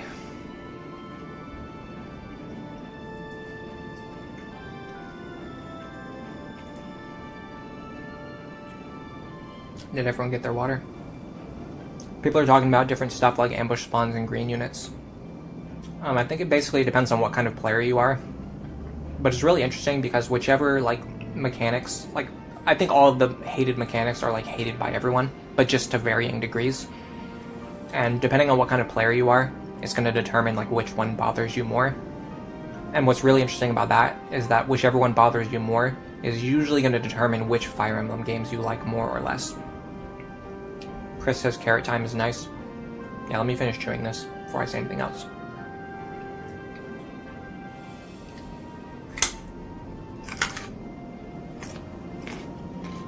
Crunchy.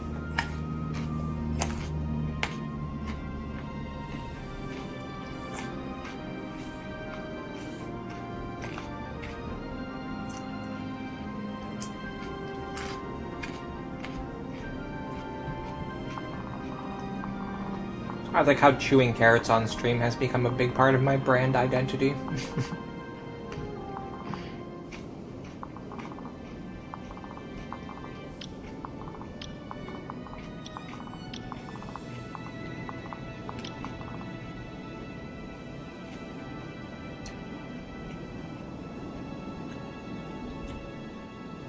Okay, so for example... Sorry, I just have to finish chewing. Why am I doing this? Don't talk with your mouth full.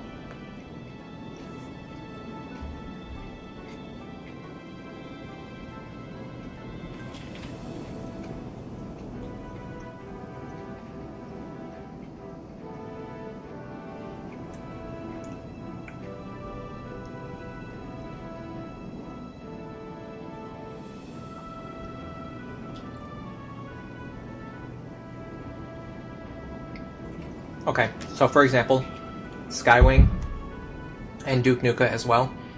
You're saying that the reason you don't, one of the big reasons you also don't like same turn reinforcements or ambush spawns is because you don't know what weapons they're going to spawn with, and having 1 range or 2 range can make a pretty big difference. And I totally agree with that. I think that's 100% valid. But for the kind of player that I am, personally, I always play with the chapter page open in the wiki, and I like to play very, very calculated. Like, I want to know exactly how the enemy AI behaves. I want to know exactly which ambush spawns are coming out of which forts. And because I have all of that information anyway, ambush spawns don't really negatively affect my experience. It's just a part of how I would normally be playing the game anyway. And so, for me, like, out of the hated mechanics, ambush spawns are by far, like, the least hated. Like, they don't even really bother me that much. I wish they were indicated better. But even though they're not, it's, like, totally fine, because it doesn't change how I would play the game. And I have all the information in front of me. So it's for me, these are just, like, ambush spawns, they're just units that I can't attack on player phase. That's all they are. They're just units that I'm not allowed to attack on player phase. They don't do anything else. They don't negatively impact my experience in any other way. Whereas what I really hate is Fog of War, because that hides information from me, and there's no possible way for me to see it. Unless I hack my game to remove the fog. Like, you can look up information, you know where the enemies start at the start of the chapter, but once they start moving around in the fog, you have no idea where they're moving or what they're doing. And for me, I just can't stand that. Like, that bothers me a million times more, versus ambush spawns where you can just look up what's coming out of this fort, and I could look up this character. I looked up a paladin is coming out of here, he's gonna have a silver lance. Once you know that, you just plan around it. But if there was fog, if I knew that there was a paladin standing here in the fog, but he starts moving on, like, turn 3, I don't know if he's, like, here or here or here or over here. He could be over here. Like, he could be in, like, 5 or 7 or 8 different spots, and I just have no way of knowing where he is.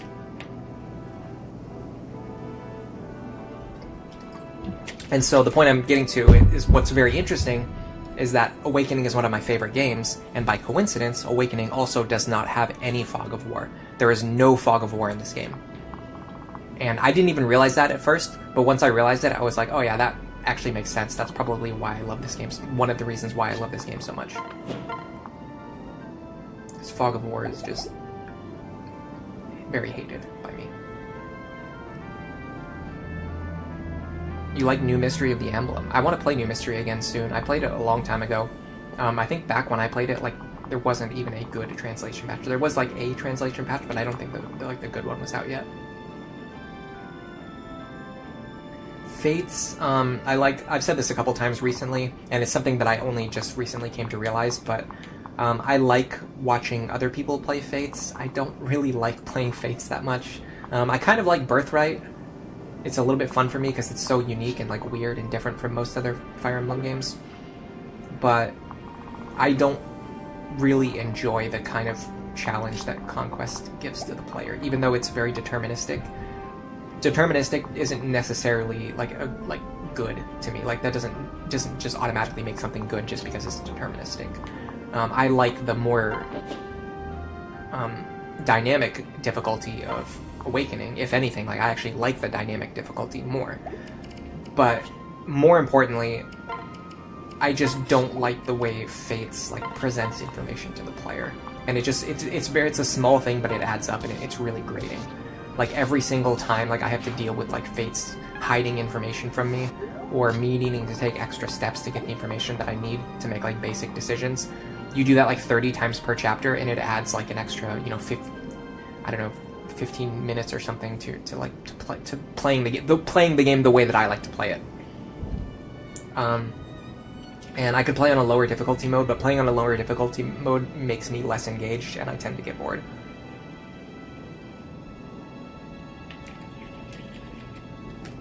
Yeah, if there was there are good quality of life solutions that you could use to make it so that the player wouldn't need to have the wiki open, but it just like doesn't really bother me that much to have it open. And I want to have all of the information anyway, so I'm pretty sure even if there weren't ambush spawns, I would still have it open. So like it just doesn't affect me. FE4, it's a little bit of a slog. I've been playing it for more than a year now, and I'm more than halfway through the game. We're gonna keep powering through it, but yeah, the last stream didn't really go that well, but that was right around the time when my mom got put on hospice care, so I wasn't really in the best mood to begin with, for obvious reasons. So yeah, I was like really struggling to have fun that stream, especially because the game was just like forcing me to walk back and forth across a desert. Just like nobody's idea of fun, except for I guess people who like FE4. Okay, so here's what we're gonna do. Use Flux here. If we don't remove him, it's fine. Someone else can come and get the kill. If we do remove him, now we don't have to worry about anything else. We don't have to kill anything else this turn. We can just back up and then enemy phase whatever we want to enemy phase. Which I would like to be you, because you have a 2-range weapon. If I could get Lon'qu up there, it would be phenomenal, but I don't think I can. What I can do is heal him up and have him... No, he can't fight this guy. What about him? I'd be very careful about this guy. Okay, so hold on a second. This square is actually deceptively safe.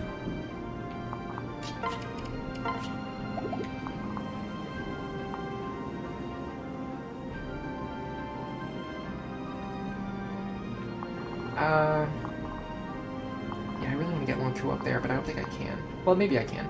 Could Nowi get up there? Okay, hold on a second. So, Grady, heal him. Lon'qu, go up here. Drop Nowi here. No, that was a mistake. I can't drop Nowi. Because I have to carry Lon'qu up there. I was trying to drop Nowi to get an extra tile of movement, but then I just realized if I drop her, then I can't. She can't. Like, Lon'qu can't move with her. So that was a big mistake. Okay. So we're gonna... Oh, I guess we'll just use this opportunity to heal the characters who need to be healed.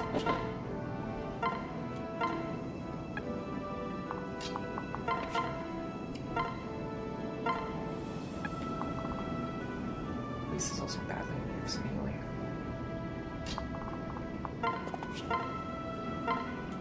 I want to get rid of the flyer this turn, so I'm probably going to have to use these two for that. I just don't want to deal with him next turn. Well, maybe these two can do it. Did they get to the edge of his range? It's going to be wonky because, yeah, unfortunately, just because of the way that the trees are in my way, I can't get to a tile that's only within the edge of his range and not in anyone else's range. I'm just going to use Saria for this. I don't really care. Make sure you stand at the edge of his range. Well, it doesn't matter. He doesn't have counters. Alright, so we're going to like this. We're going to stand here. Now, can anyone stand just at the edge of his range? The answer is also yes, which makes me happy. Henry here is good. Oh, that's unexpected. What is threatening her? Ah, I see. Okay. Hold on, I might need to do something about that.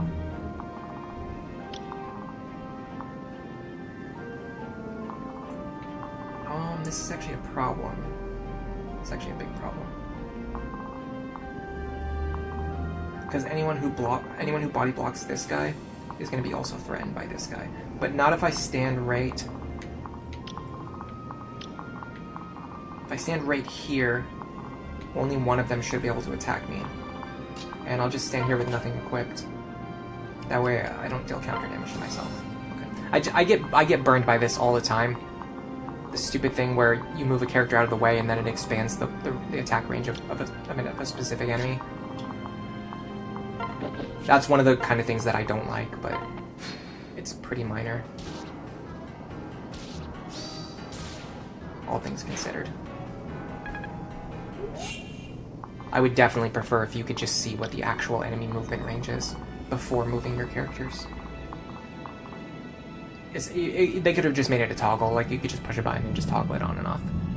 You wish the GBA games had a Lunatic Plus equivalent? Yeah, I truly believe, and it's actually been a while since I've said it. I have said it on stream a couple times before, but it's actually been a while since I've said this, like maybe 2 months. I honestly believe that if they had included like Hard Plus in this game, it would have been so well received that it would have been included in basically it would have become a staple of the Fire Emblem franchise, and it would have been included in basically every Fire Emblem game ever since. The problem is Lunatic Plus specifically is so difficult, and it's at least a little bit unfair that it made everybody hate Lunatic Plus, and so they just didn't include it in any future Fire Emblem games. Because they missed like the part where the dynamic difficulty is really fun, and they only got the feedback on like this is too hard. But it's not hard because of the enemy skills being different, like having varied skills. It's hard because you're playing against super inflated lunatic stats with randomized broken skills on top of that. If you just gave the players the ability to do that in like to have dynamic skills in hard mode and even in normal mode, players would love that. Like that would be really fun. That would be extremely fun. And you could like mod that into GBA games. You could put that in any Fire Emblem game, and it would be so fun because it adds so much to the game. It makes it so you're not just doing the same boring route over and over and over again, because every time you play things are different, but they follow a unique set of rules that you can learn to adapt to. And once you learn how to adapt to each of the Lunatic Plus skills, you're playing on a fair and a level playing field, even if the skills are inherently a little bit unfair, because you have tools to play around like each different skill in different ways. Anyway, because we screwed up last turn, that kind of puts us out of position this turn, but it shouldn't be too big of a deal. We should still be relatively fine. First of all, let's just have Lon'qu kill something. Honestly, these paladins are so problematic. I actually might be better to have Lon'qu kill the paladins. So have him go here. And everything else that's alive now can't fly, so we can use the forests to give us a massive advantage. Okay, so we're loving dual strikes here, we're loving lethality, we're loving crits. That guy had normal Aegis, by the way, and it didn't proc again. That happened again. The second time in the same chapter, we got a paladin who rolled like normal Aegis, not Aegis plus, and then it didn't proc, which could be very confusing if you're playing Lunatic Plus and you're just not paying that close of attention. Mobius Metalloid, welcome to the stream. How are you doing today? Oh, by the way, I just remembered I wanted to do something today. Let me see if I can do this.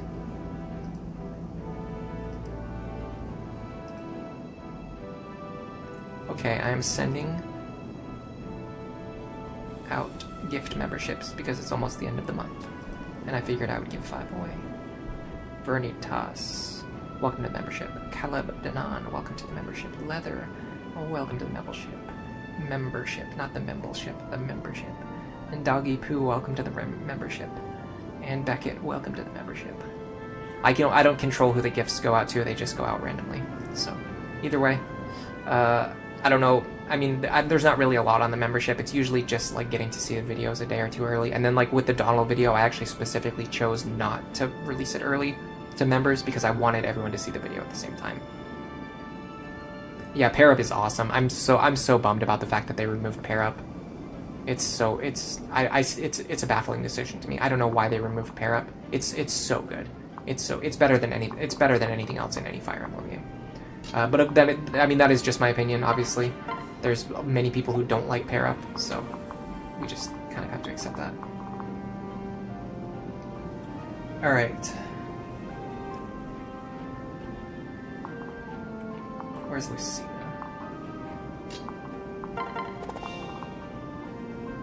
Is there any way we can get like a guaranteed-ish kill? Problem is we just don't really deal very much damage. But if we're using Ufel, and if we get like Aether, or if we get a crit, or just like anything, yes, we can get rid of that guy. That really frees us up in terms of how we're going to deal with him.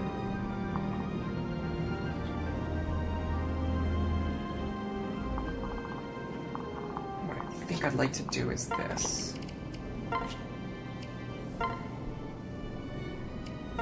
I believe the paladins on this chapter all have swords, yeah. Or maybe not all, but these ones do. Like this.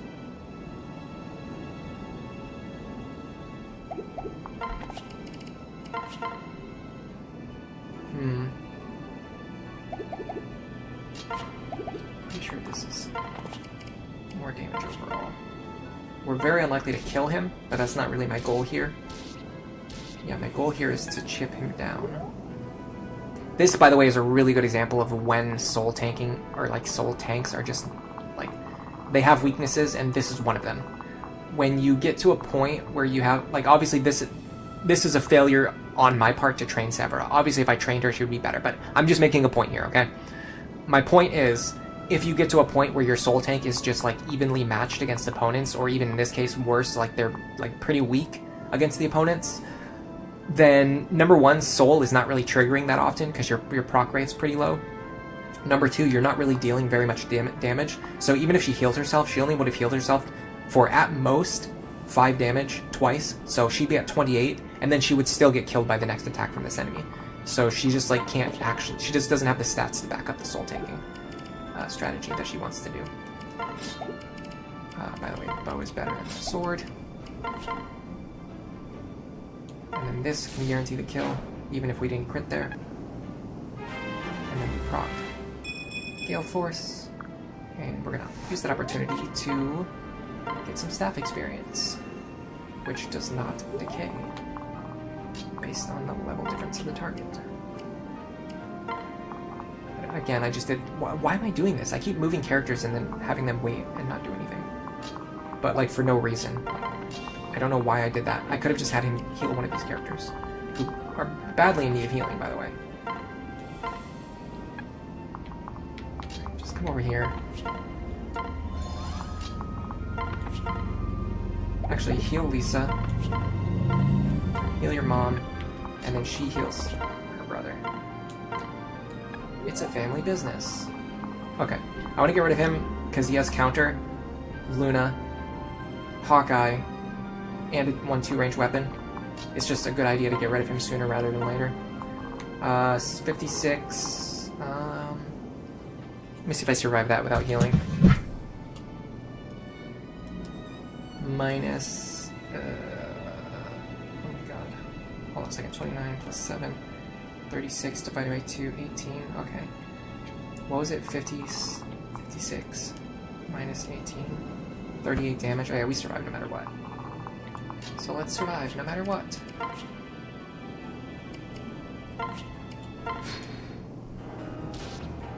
Oh, we took even less than I thought. Oh, does he doesn't have Luna Plus, he just has normal Luna. Man, that's gotten me 3 times now, this chapter. He doesn't have Luna Plus, he just has normal Luna, of course. Okay, now for the boss. He doesn't have counter, I love that. I think I'd actually like Robin to fight him. We've talked about this before, but my Robin in this build, in this run, is a little bit under-leveled, a little bit underpowered. This is the power of a soul-tanking Robin, a 2-damage hand axe, oh boy. But that means I can get some chip experience from fighting this guy, which would be very nice. Okay, I also want Lon'qu to get some more experience.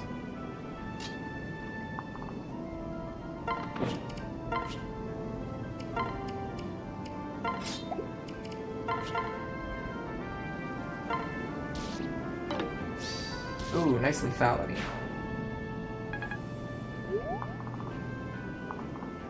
Alright, so here's what I'm gonna do. I want to make sure I bait him into a tile where I have terrain advantage and he does not. And that is going to be this tile. Right? Yeah. This tile. We're going to have a hand axe equipped. Doesn't matter that we're only doing like pathetic chip damage. All that matters is that because we're dealing damage, we will get at least some experience, and some experience is better than no experience. And we might be able to set up a kill for Robin next turn.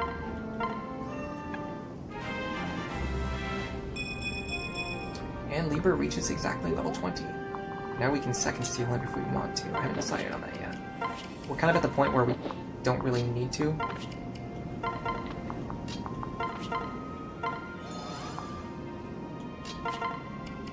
Because, like, we're already on, essentially, what is, like, more or less the final chapter. So, like, how many more levels is he gonna gain? Like, really, he genuinely might not even gain, like, 1 more level. I'm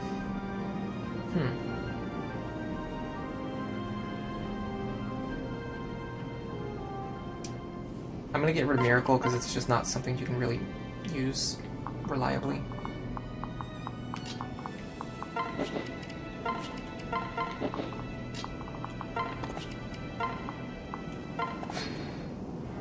Okay, this will put him into a very useful position. Nice miss. I want to see what that hit rate was, because I'm sure it was like at least 70%. 93%, okay. We've missed a ludicrous amount of attacks this chapter. Okay, so the problem is, we really need to get his health quite low for Robin to be able to reliably finish him up, although we can slam him with the hammer for 29 damage. Okay, so if we can get him down to like 29-ish, we can give the kill to Robin. Problem is I need to do it with characters who won't steal it, like, will definitely never will steal the kill. And can also fight this guy safely, accounting for the fact that he has the Luna Plus, and 61 damage, which is a lot of damage. I don't even know if Owain takes this. What is it, 61 minus 10? He actually has exact lethal on Owain. Just heal her.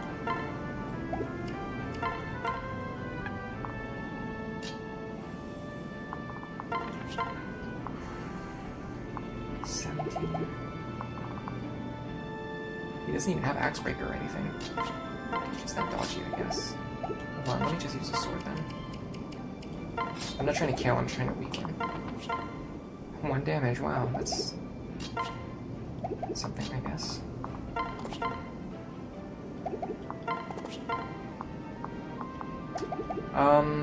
Okay. Sure, why not? Alright, we'll use the hammer then, because 17 damage is like the most we're gonna get out of this.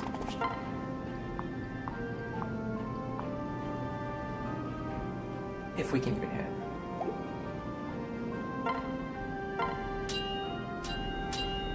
Okay, cool. That was pointless.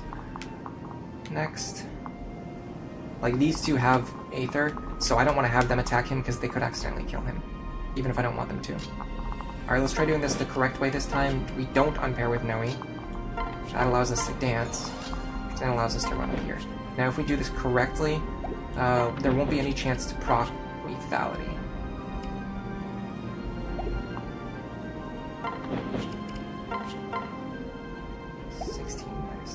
Okay, so Lon'qu's not going to deal very much damage, even on a crit.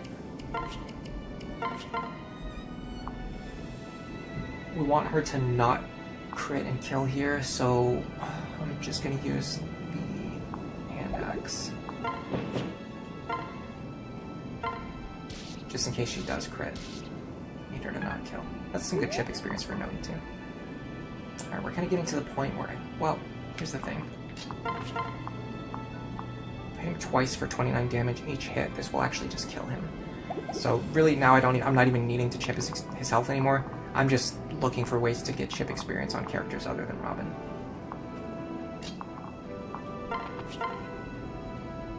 Gotta be very careful about these crits though.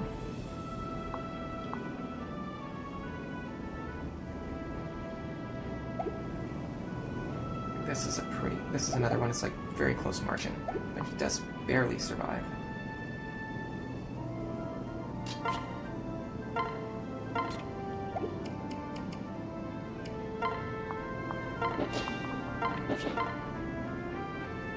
This increases my crit chance, and it also means that if I crit him twice, he will die, so I can't do this.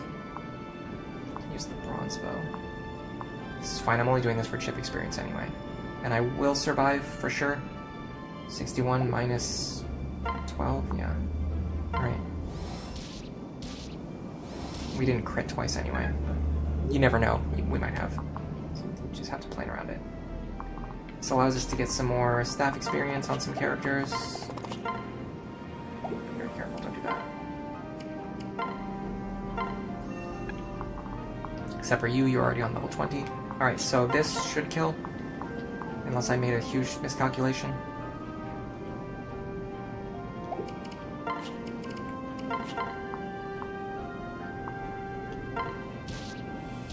Nice. Didn't need that dual strike, but it's still nice. Yeah, another problem, we kind of just saw this in effect with going through Mercenary. In fact, I'm pretty sure with this Robin I was really stupid. I think I did Myrmidon and then Mercenary. But either way, the big problem with going through a bunch, like too much leveling and too much like class swapping with Robin, especially with like trying to get Soul and then take that into another class, is that the experience penalty really starts to add up, and we're seeing like even getting boss kills with like veteran boosted experience. Robin, actually I don't think I have veteran equipped, I'm not sure, I can check. But either way, even getting boss kills, like Robin is just not getting that much experience, even though there are, like my Robin is behind on levels and behind on stats, and they're just like not getting levels and stats and experience. Let me look at, do I actually have veteran equipped? Yeah, I have veteran equipped, and I got like very little experience from that. I don't even have soul equipped because I'm just not using it. Well, we're gonna save our progress there.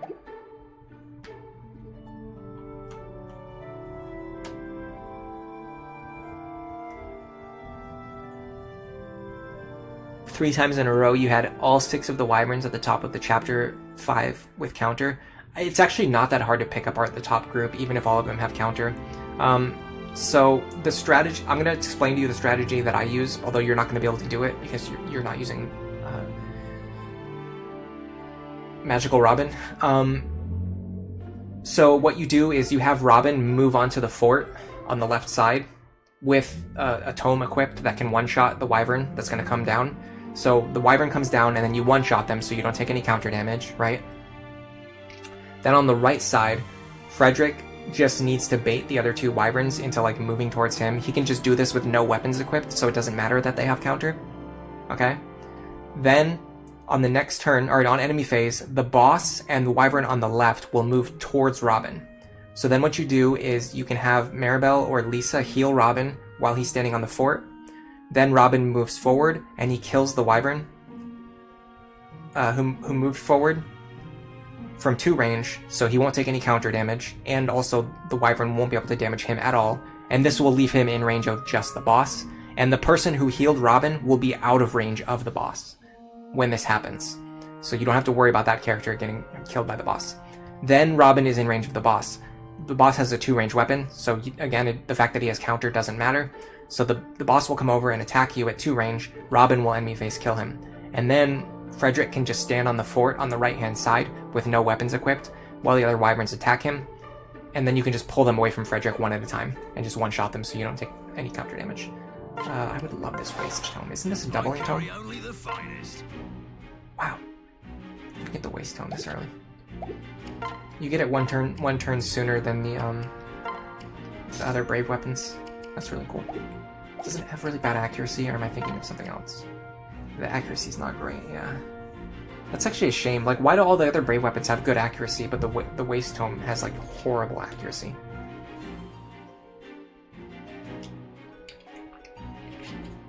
My Severa is too far behind. It's not worth trying to get her to catch back up.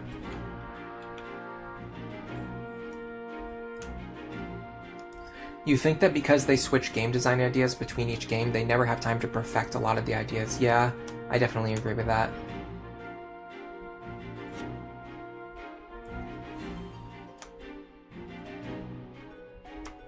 Every time you try to learn... Oh yeah. Yeah, Sorry, I don't know exactly how to phrase what you're trying to say, but I understand what you're trying to say. So I'm just going to rephrase it in my own words.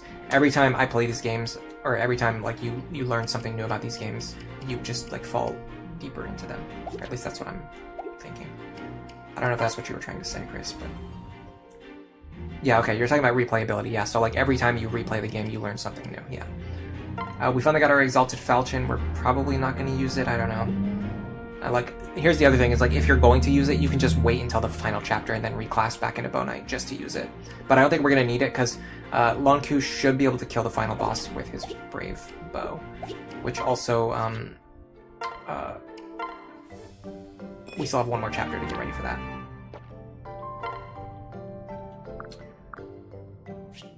What time is it? It's 1 o'clock. I still have a good amount of time. How long have we been streaming? That's a better question.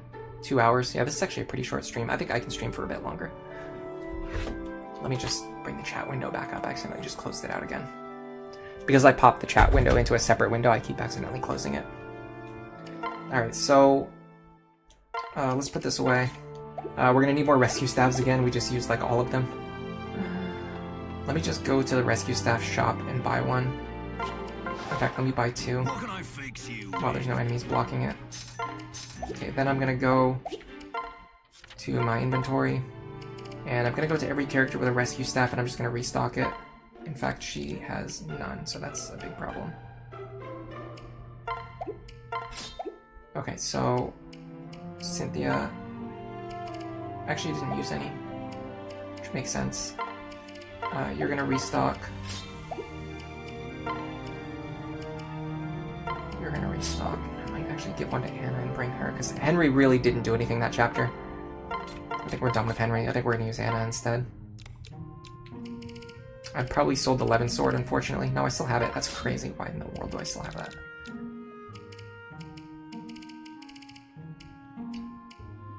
She has a great physic user. She's a great rescue user. We can just have her hold our other, like, stabs that have a couple of uses left. She's just, like, using all of our bargain items, basically. Which is very Anna-coded. Wait, is this... This isn't the final chapter, is it? I can check really quick. I'm pretty sure this isn't. I think there's one more chapter after this. Yeah, there's one more chapter after this, okay. So, a lot of people beat this chapter by one turn clearing it. You can send a unit over here and just kill Versa on turn 1. And she's very easy to kill, even on Lunatic Plus, because she has, I think, 4... Actually, I don't know how many predetermined skills she has. We can check really quick. She has a high number of predetermined skills, which makes it unlikely for her to roll like problematic Lunatic Plus skills, because you already know which skills she's going to have, and they're not the problematic ones. She has Lunatic Plus 1, 2, 3, 4. Yeah, she has 4 predetermined skills, so she can only roll 1 additional skill. And the thing is, because she's a flyer, you can just kill her with a bow anyway, so even if she rolls counter, it's not a problem. So really, the only issue with Aversa is basically if she rolls like Luna Plus, because she does. No, hold on a second. No, I did this last chapter too, or sorry, I did this. I'm pretty sure I talked about this during the last stream, but the wiki is just wrong. The wiki says that she always has speed +2, hit rate 20, Gale Force, and Shadow Gift, and that's just not true.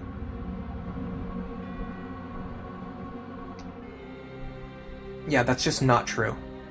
It's literally just not true. That's just a falsehood.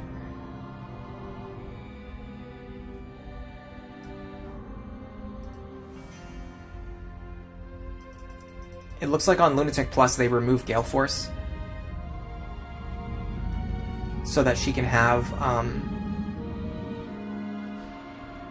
2 empty slots for Lunatic Plus skills, which in this case she rolled Vantage Plus and Luna Plus. Or sorry, Vantage Plus and Hawkeye. So if she rolls Vantage Plus and Luna Plus, that's like the most dangerous she can possibly be, because then she can actually hit you before you hit her with like a seriously heavy damaging attack.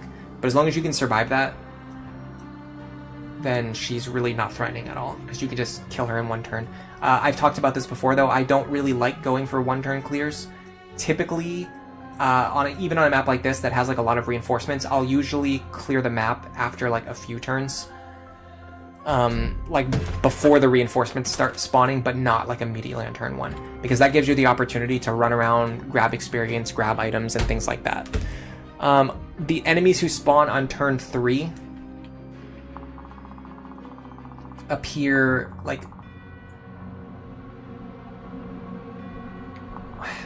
I think they appear here and here, but I can't remember exactly. It's somewhere on the bottom of the map on the left and right side. I don't think they appear on the mountains because they're generals, so I'm pretty sure they actually appear like in these tiles. They should appear here and here. So as long as you make forward progress before turn 3, you don't even have to worry about the generals, and then you can just beat the map on turn 4. And then even again on turn 4, the only thing that spawns, well, no, sorry. On Lunatic mode, there are flyers that spawn over here and over here. So you will get enemies spawning on the bottom of the map on turn 4, including flyers who can go pretty far. So you have to make a good amount of forward progress before turn 4 if you want to avoid the reinforcements. Yeah, she did roll 2 Lunatic Plus skills, so the wiki's just wrong. It was wrong about Aversa in a previous chapter too. It said that she had like 4 or 5 predetermined skills, and it was just wrong about them. So, I don't know. They gotta update that. They gotta fix that. Somebody will have to do it. It's not gonna be me. I'm just not the kind of person who cares enough to, like, update a wiki. I'll use it, and I'll hope that the information's right, but I'm just not gonna go out of my way to be the person who updates it. I'll leave that to you guys. Okay. One thing I was really feeling in the last chapter is our lack of offensive power. It feels like a lot of our characters don't really have the firepower that they need to punch through enemies and trigger like Gale Force consistently. It's definitely becoming a problem.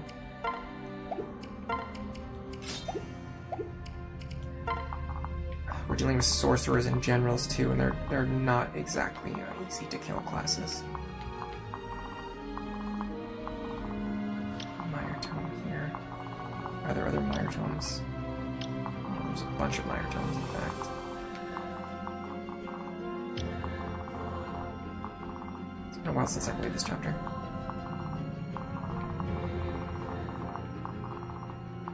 Are those the only 3? Looks like it, okay. If we can kill this one, that puts us in range of just him. If we killed these 2, it actually keeps us out of range of him. But it doesn't keep us out of range of like everything else, so I don't know if that really helps. I think what I'd like to do is try to find an opener that kills all of these enemies, and maybe these 2 as well, but probably not because they're very far away. And then leapfrog a unit over here to remove these guys. So like, Cynthia Lucina would work for this. So Cynthia could run up here and get this guy. Fly over the mountain. Lucina could kill this guy, although that's going to be tough because we're so far away. Can Cynthia reach this guy? 4, 5, 6, 7, 8. I think Cynthia can... Okay, so if we put Cynthia here... Pair Lucina up with her. She should be able to fly up here kill this guy, fly over here, Lucina kills this guy, and then Lucina can just run back manually with her high Bow Knight movement, hopefully. I don't know if she can get out of range of everything, but she can get pretty far back. Or if not, we can just have her kill something and then rescue her.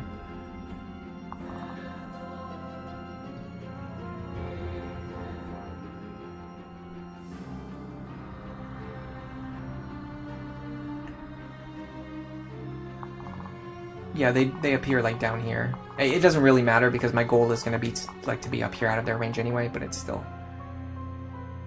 What skills does she always have? Okay, so she always has speed +2, shadow gift, and hit +20. She does not actually have Gale Force on Lunatic Plus. So on Lunatic Plus, what they do is they remove Gale Force from her skill list so that she has 2 empty spaces so that she can roll 2 Lunatic Plus skills.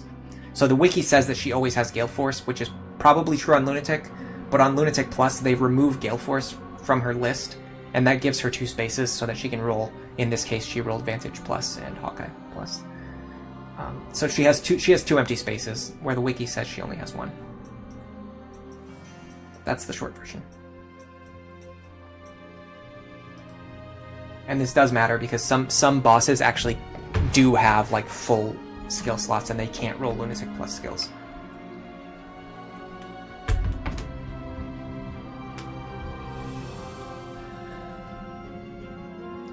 Skywing says, 1 turn clears feels like playing Fire Emblem by not actually playing the game. So I'm not really the kind of person who enjoys like that style of play, like skipping over chapters. I don't like warp skipping. I don't like 1 turn clears, even without warps. It's just not that fun for me personally, but I do understand why other people find it fun. And I have had like some enjoyment from doing it in the past. Oh god, I just closed out the chat window again. Why do I keep doing this? When I played, I can't remember which chapter it is, but it was when I played.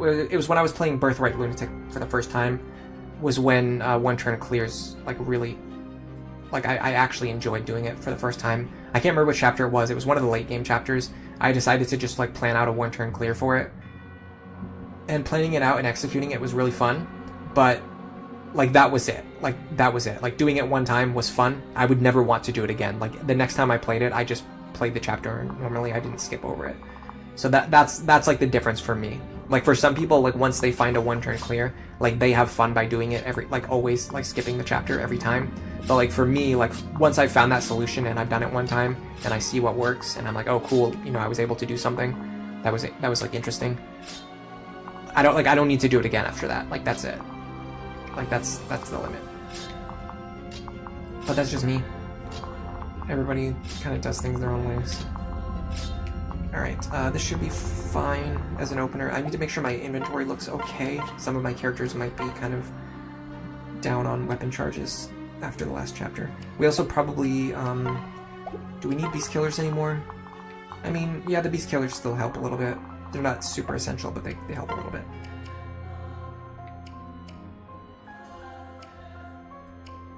I'm definitely losing focus, I will tell you guys that. I'm already on my, like, losing focus mode.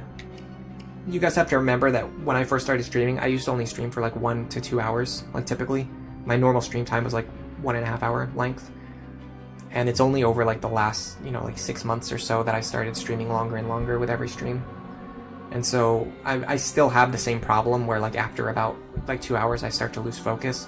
But normally now, I just power through it. But it's happening. I can feel myself losing focus already. Like I'm trying to sort my inventory and I just can't do it because I just can't focus on my inventory. This should be fine. Yeah, we're done. I think we're done with Henry. I'm gonna bring Anna instead. She's a lot more useful. Okay. Let's save. We're just gonna go in blind again and then hope it works. Yeah, I would never do an LTC. Like, that's just so far removed from how I enjoy playing the games. Although I did experiment with ranked mode a little bit, and I enjoyed it more than I thought I would. So maybe there's like a small part of me that could eventually enjoy like doing an LTC, but I don't know. I haven't felt it. I haven't felt the urge to do it. And I think it would be different from doing, like, part of what made the ranked run fun is there was just like a lot of different elements to it.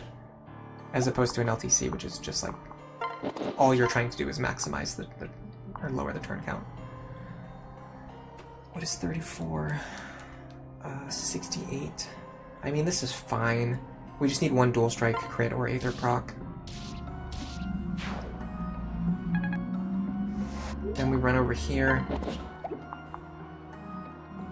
I'm pretty sure he can't attack me at 2 range, yeah. Should I just keep using UFL charges? I don't see any reason why not.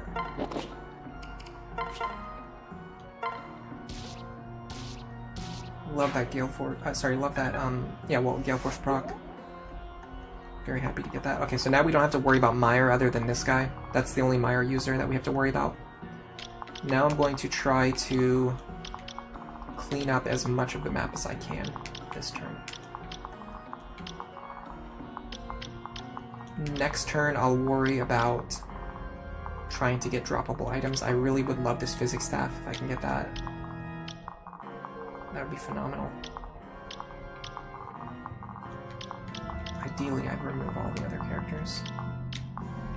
These flyers are a little problematic, but I might be able to enemy phase them.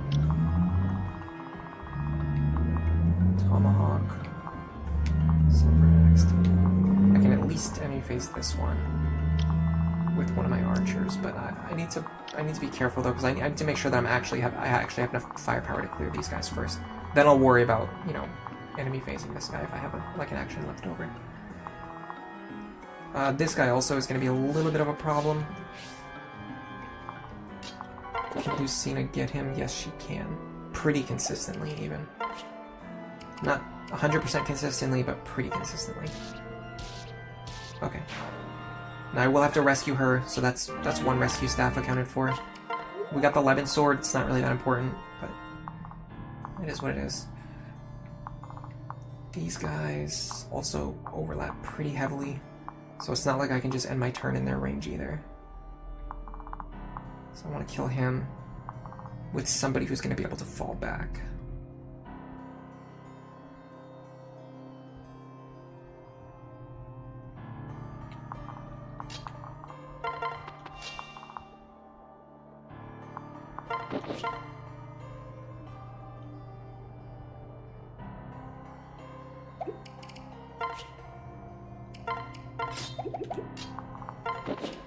Yeah, the problem is a lot of the enemies in these later chapters are just so bulky.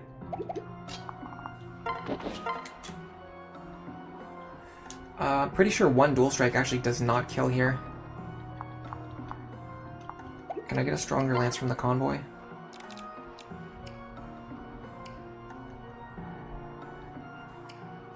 I need Sigurd's lance. It's not really that much stronger, it's only 1 point. Oh, Gungnir works. Yeah, I'm gonna have to use Gungnir here.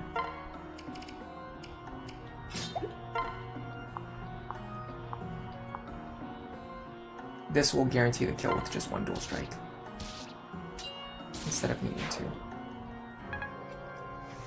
Okay, I'm pretty sure I can clean up these two enemies now.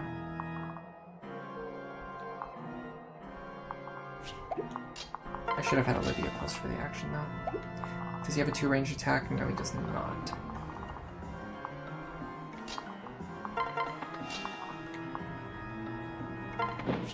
Nowi should be better against this guy.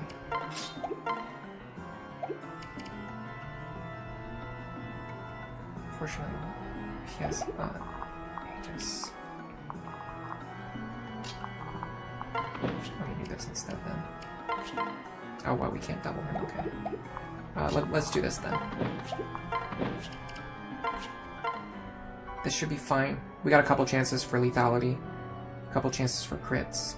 I'm gonna move Saria first though, because that will apply Anathema to both enemies. And then we need her, or we want her to kill this guy.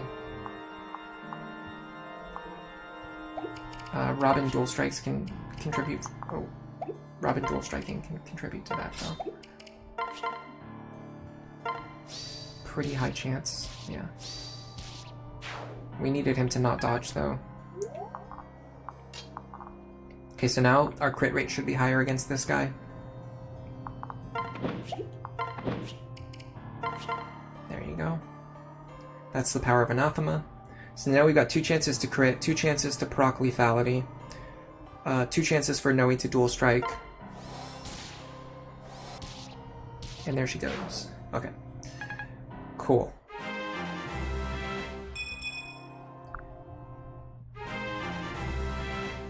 Hello, Metternich. Welcome to the stream. Do I remember which skills were incorrect about Aversa in the earlier chapter?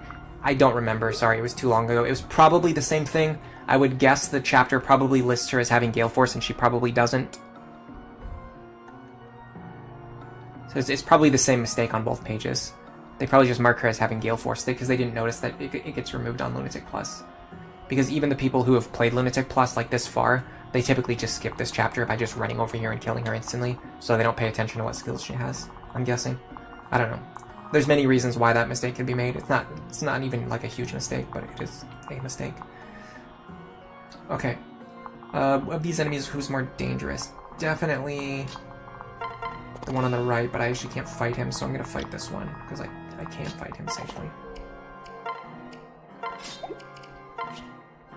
And very effectively with a silver bow. I need to start having Severin move sooner in the turns, or Noir, so they can rally. I just keep forgetting to do so. Alright. You pull your aunt and uncle over here. There we go.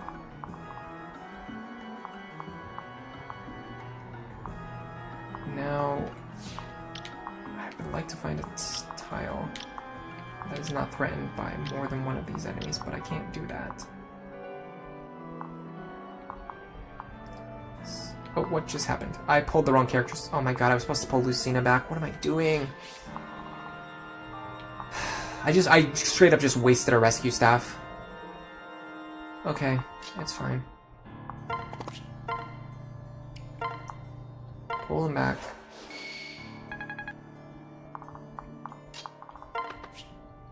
Yeah.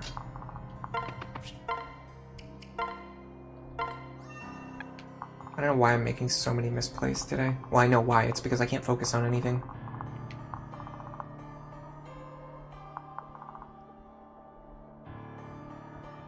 You think Walhart's skills are also wrong in at least one chapter? I'm not sure. Yeah, I know that's I've talked about this before too. Like, anybody can write anything on a wiki, so they are useful sources of information, but they can also just like have mistakes. So it's always good to test things out and verify them for yourself, especially when it comes to like very specialized knowledge about like very niche things like Lunatic Plus. Like, honestly, before I did these streams, there was like one other person like playing Lunatic Plus like in the world. So it's just like, yeah. Alright, well, considering everything has gone horribly wrong, I'm just going to do this. I'm going to get rid of this guy right now while I can. I'm also going to go into the convoy, and I'm going to get some kind of wind tome if I can.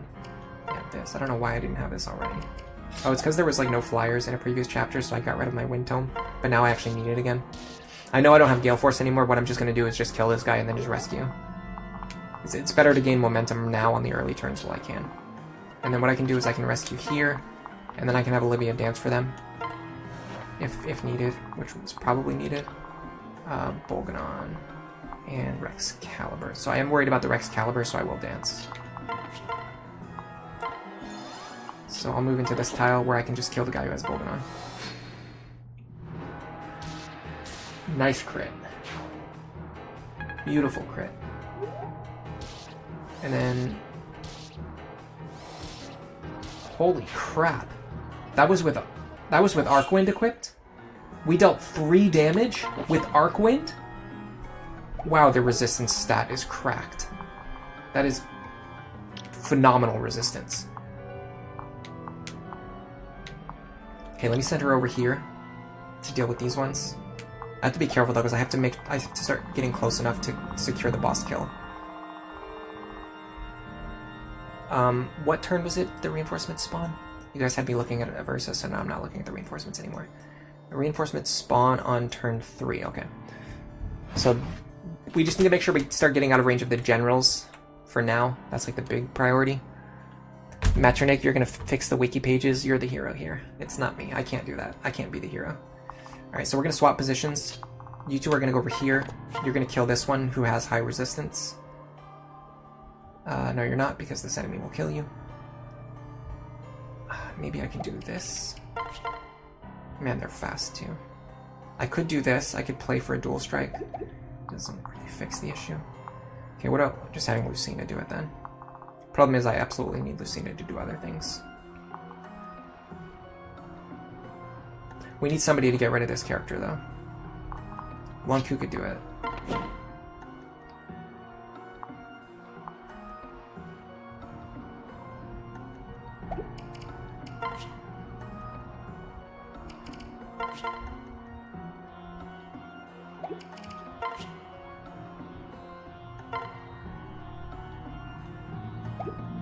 I don't know why she still has a superior axe. I don't think it's useful for anything. It's another one of those things I probably gave it to her for a specific reason, and then I just, like, never removed it. Okay, so if we do this correctly, we actually don't need to, like, we can just enemy phase this guy. But we have to do it in a very specific way.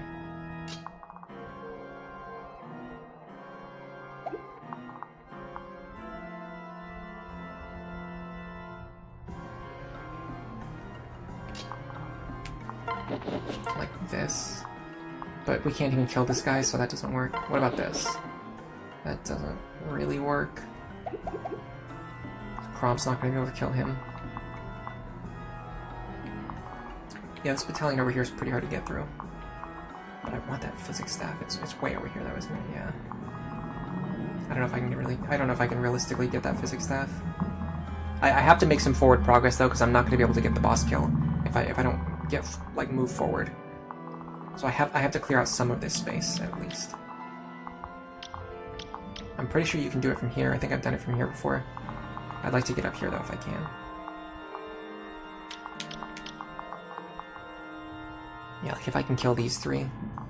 Man, the problem is I need to use her to kill, but she can't do it. All right, I'm gonna have to use Lon'qu for this. We're just gonna have to use the goat. Lethality would have been really nice there. Dual strike is actually even better. Experience for Nowi. All right, that frees us up a lot. Because this pair doesn't really need to get away.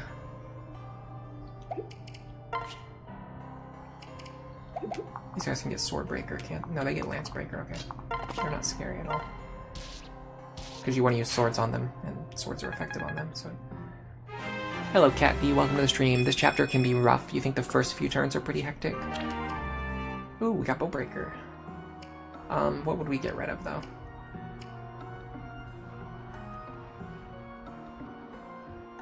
Nothing really. Like maybe Prescience. I'm actually gonna not use Bowbreaker because she doesn't usually fight enemies with bows. So it's not really that important for her to have. Okay.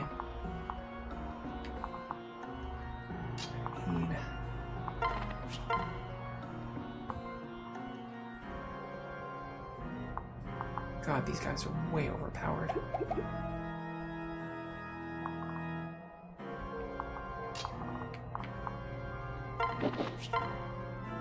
We can take this.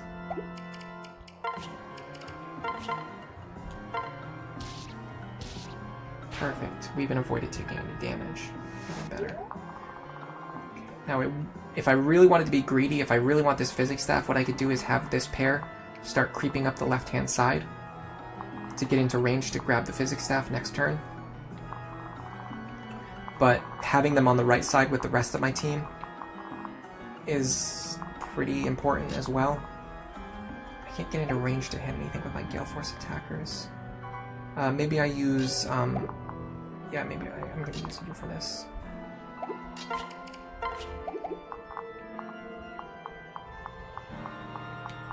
Yeah, this should work.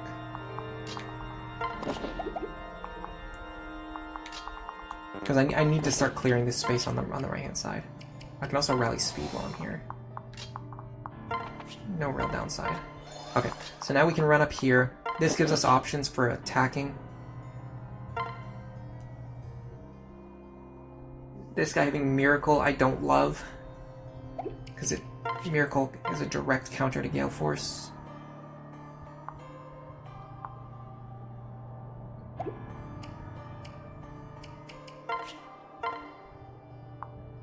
But we can't guaranteed kill this guy either.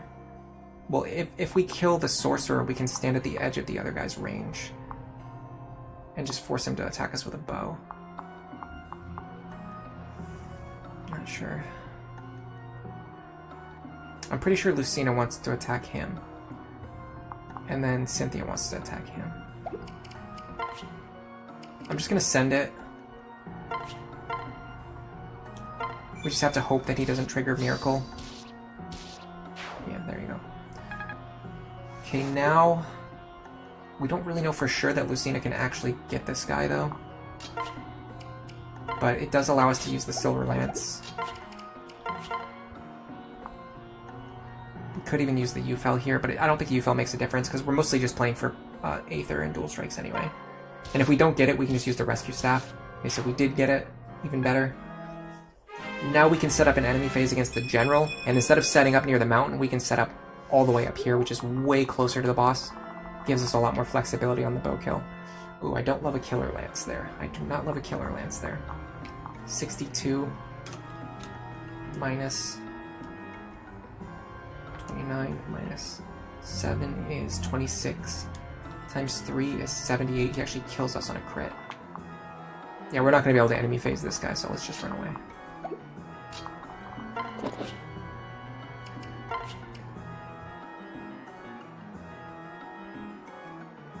I could rescue Saria, and then she could go 1, 2, 3, 4, 5, 6. She's actually not close enough.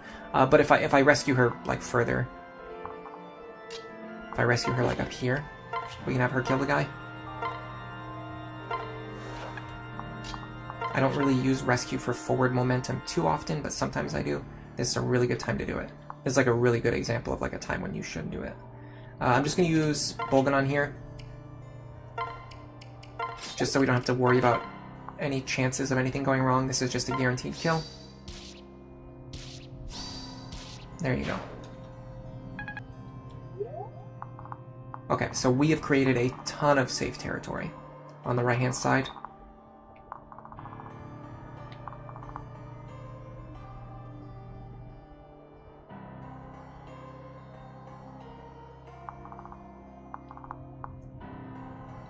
I can definitely bait this guy into fighting me, but I have to get up there, and nobody can reach there in time unless I rescue Sumia over there,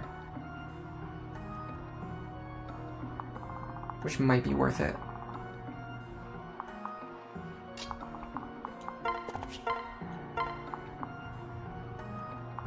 We can grab her from very far away too.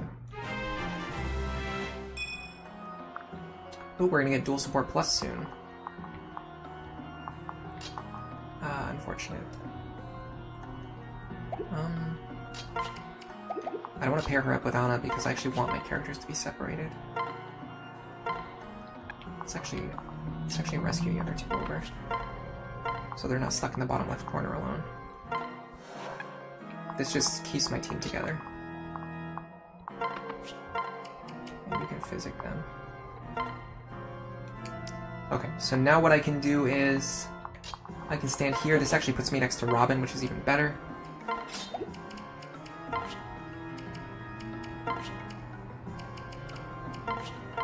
We can even bronze bow this, because it doesn't matter if we kill him or not, we just need to fight him. Beautiful. And bronze bow kills anyway.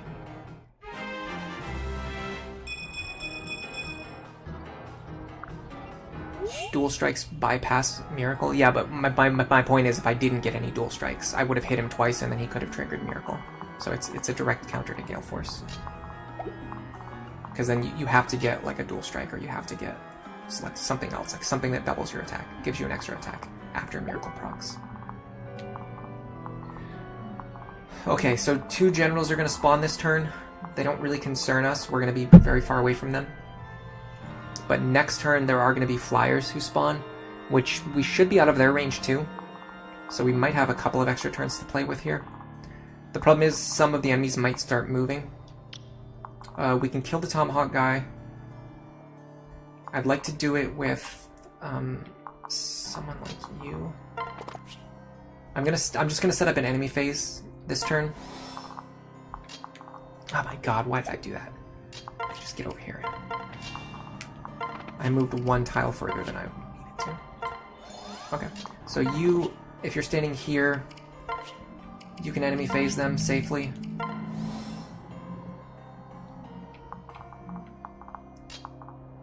You two, unfortunately, can't really get anywhere useful. And I'm not going to waste another rescue staff just for repositioning. What I can do is rally for this team. Now we can go like this. We can drop Nowi so she can reposition next turn. I'm just going to heal just for staff experience. You need to heal these two because they are badly in need of healing. Okay, so now we're going to see if there's anything else we can pull out individually. Now, probably we want to get this guy with the Mire Tome. Yeah. So we need to just get into a position to reach him.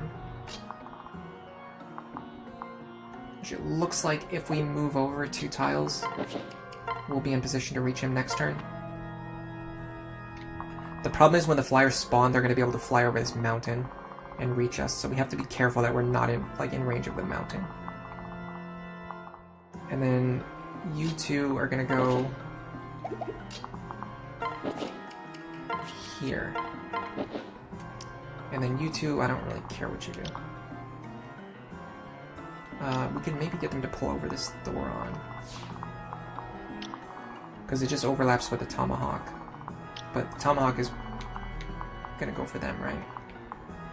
Maybe. I mean, even if both attacks go for her, I think she survives. 55 plus 55.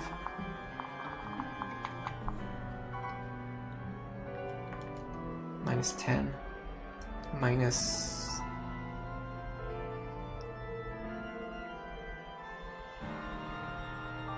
18. That's actually 82 damage. They actually have lethal on her. So yeah, we're just gonna wait here. Alright, let's see what happens. Okay, nothing started moving that I don't want to move, so that's good. Perfect, actually, that just baited this character into moving into our range. Now we can just kill him. Or her, sorry.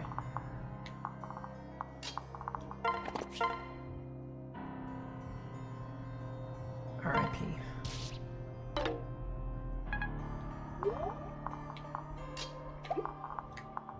Might even be able to clean up these guys. Okay, so these guys are going to be able to reach up to here, which is fine. We're going to be way out of that range. The problem is the flyers. There's going to be two dark flyers. Alright, there's actually going to be 4 dark flyers. All of them are going to have tomes, and they're going to be spawning down here across the bottom of the map. So let's just assume that there's a dark flyer on every tile at the bottom of the map. They're going to have 8 movement, so they're going to have 10 effective range. So 1, 2, 3, 4, 5, 6, 7, 8, 9, 10.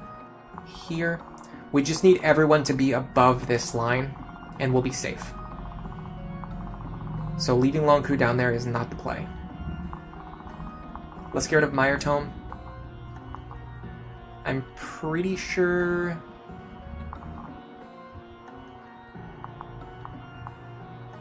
Oh look, we capped our speed. Cool. I'm pretty sure...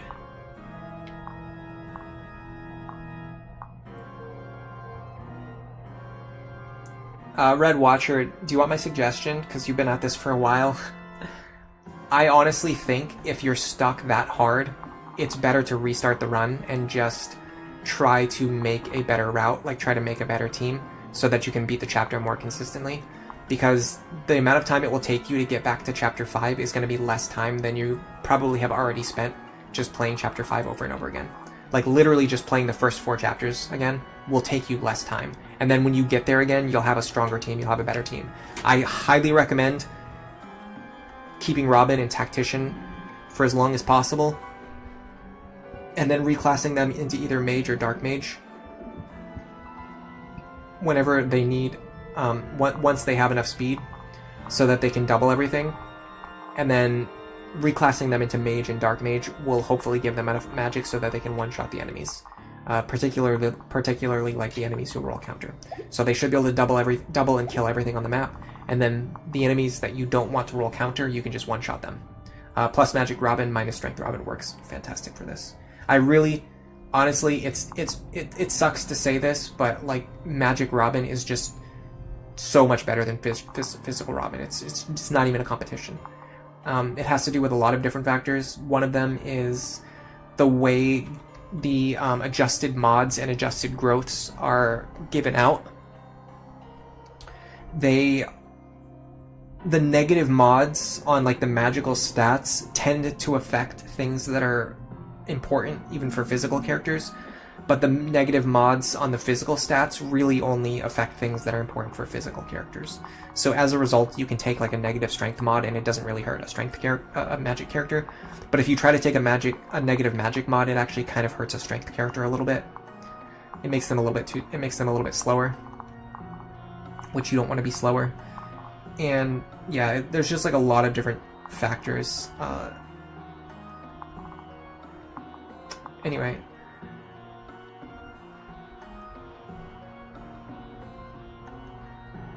Let me see if I missed anything else. If you pair someone up with Solidarity on the back, yeah, the lead unit does get plus 10 crit. We've been doing that basically the whole game. It's also the same reason why we gave Solidarity to Noir, so that whenever Sever is in the lead, Noir gets the crit bonus. And then same thing here. Robin's using Solidarity, so whenever Saria is in the lead, Saria gets the crit bonus. And like that's just another good example. Like Robin can bring Solidarity, Hex, and Anathema to their partner, and then you can give them a fair skill, so that you have like hard-hitting dual strikes, and then you have Hex, Anathema, and Solidarity. So you can go like Sage to get Tome Fair. There's just a lot of reasons why Magic Robin is like really good. And granted, you can do the same thing with a physical character, but then they're going out of their way to get Hex and Anathema. Whereas like on a magical character, just getting Hex and Anathema just makes sense. Because Dark Mage is one of the best classes. Tricky, welcome to the stream. How's the run going? Pretty good. We beat every map on the first try so far that we've done. Which really highlights what I've been talking about, which is that if we ever get past Chapter 12 on the Iron Man, like there's a good chance we can just complete the run. Because it's once your team is settled, and if you're good enough at Lunatic Plus, and once your team is settled in, you can pretty much beat every chapter on the first attempt as long as you don't make any mistakes. And I think my skill level is good enough that I'm capable of doing that. So if we get past Chapter 12, I think we can win. We can get a winning attempt, but we're gonna have to work on it. Yeah, we're on Chapter 25 right now. This is not the Iron Man. I'm just working on the main Lunatic Plus run, the one that I've been using to collect footage for my guide videos, which are now like 17 chapters behind, but we're not going to talk about that.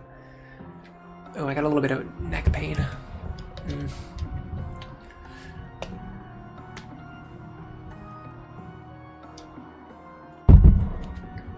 I hate that.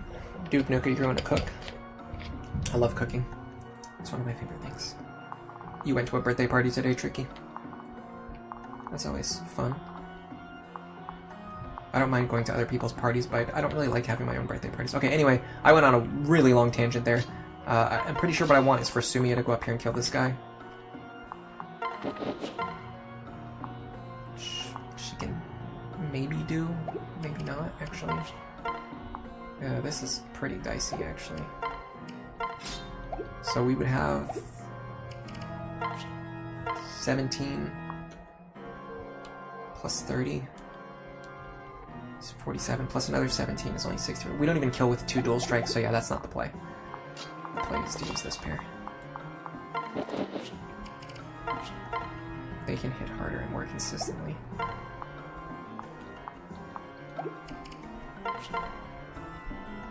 So this is 23 plus 23.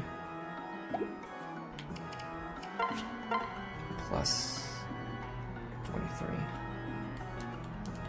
That's 69. That's actually not enough with one dual strike.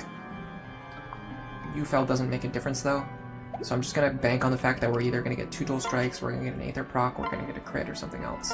And if not, we can just rescue.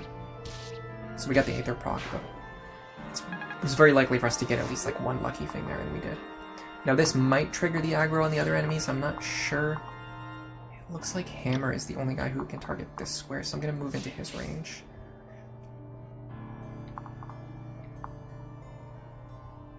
I'll use Robin for this. He doesn't have counter. No.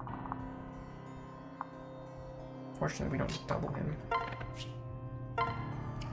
Yeah, you know what? Robin's a lost cause. I'm just going to use Zarya. Oh, her speed is capped too. Look at that. We're starting to cap our stats finally. Alright. Who do we want to give this kill to? Probably Lon'qu. We need to power him up. Maybe Nowi, but I don't see how increasing Nowi. Well, actually, if Nowi can get one more speed, she can give Lon'qu an extra speed boost, but he's already quite fast, so I don't know if that's needed. I actually think him gaining 1 speed in a level is more likely than her gaining 1 speed in a level. But, I don't know. We'll give her the kill. It'd be nice if she could get to level 15 before the end of the run, but I don't see it happening. We're already very close to the end. Alright. So we're probably going to boss kill next turn. So I want to have as many of my characters unpaired as possible. These two need to be paired up, and I'd actually like for her health to get a little bit low to increase her vengeance chance.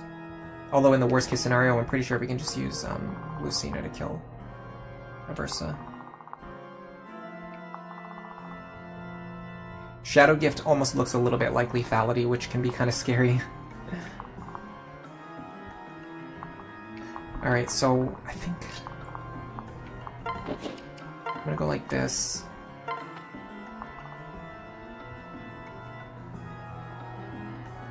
Yeah, nothing is gonna spawn on any forts. It's just generals at the bottom again, and then dark flyers at the bottom, and the dark flyers won't be able to reach us. So we're gonna be fine. Oh, we could have rallied speed, by the way, and had Robin take the lead position. But like I said, I think Robin's a lost cause. I think it's actually much smarter to invest into Zarya, because she's actually our lead unit. Let's just start rallying. And then I want to grab... I guess I'll just do this, just so that we can unpair them, in case we need more actions. And then you're going to grab her, and drop her here, and then I want Lisa as far forward as possible for rescue shenanigans. Oh, they spawned a little higher than I expected, but thankfully we're still out of their range. I'm gonna have to keep that in mind for later. Unfortunately we dodged that attack. We don't want to dodge, we actually want to take damage. Alright, so yeah, that did trigger the aggression of the other enemies. Let me see what spawns this turn. I think it's enemies on forts. Yeah, a lot of stuff is gonna spawn this turn. From the borders of the map. So they're gonna be spawning from these tiles. So we can't stay within range of these tiles anymore, which means that we don't really have any safe positions to take anymore. There's just nowhere for us to go. So this is the turn that I recommend killing the boss if you're going to do a boss kill. You don't have to do it on turn 1, but as long as you can get up here safely, you can just kill the boss on this turn. By the way, I forgot to make a poll today, which is sad. Oh well.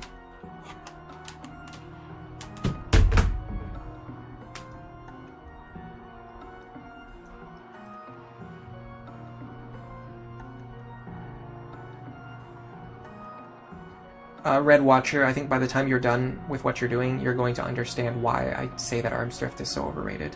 Because you're just hold on to what you're doing right now. Think about all of the effort that you're putting in to do this, to get Arms Thrift, and then just remember that once you get it, like anything that you can do with Arms Thrift, you can do without Arms Thrift. It's just more expensive. Alright, so I would like to kill Aversa. And I would like to grab the physics staff before I get out of here.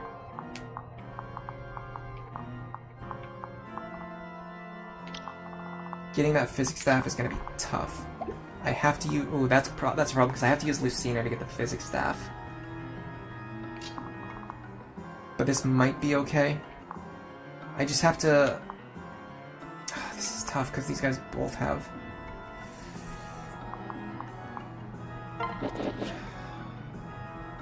Okay, let me think about how I would do it.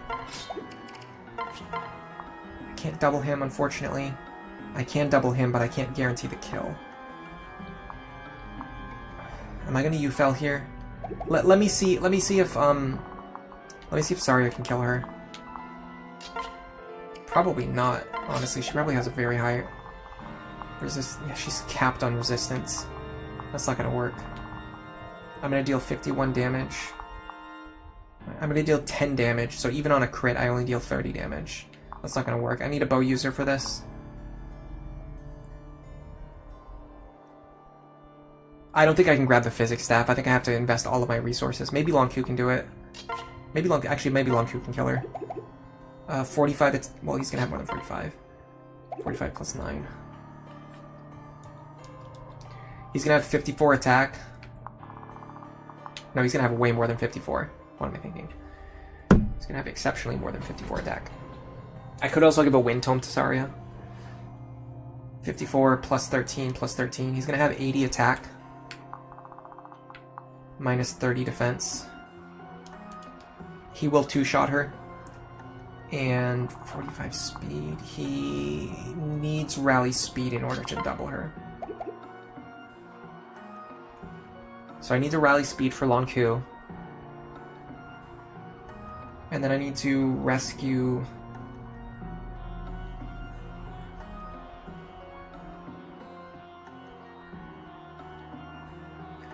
What is her rescue range? 37. Cut in half. It's 18. That's pretty far. Honestly, if I just pull Lon'qu here, or Nowi here, Nowi's gonna have 8 movement. 1, 2, 3, 4, 5, 6, 7. Yeah, I don't even need to use Olivia for this. You pair up here. You go here. You grab Nowi. Now we should be able to guarantee this kill. My only concern is that she might actually one-shot him. She does. That's a problem. I have to just screw it up. Because now, not only is that a problem, but I also can't fix it. I also can't fix the problem. I could use the Brave Bow. I'd have to be able to hit, though. I can't even hit consistently.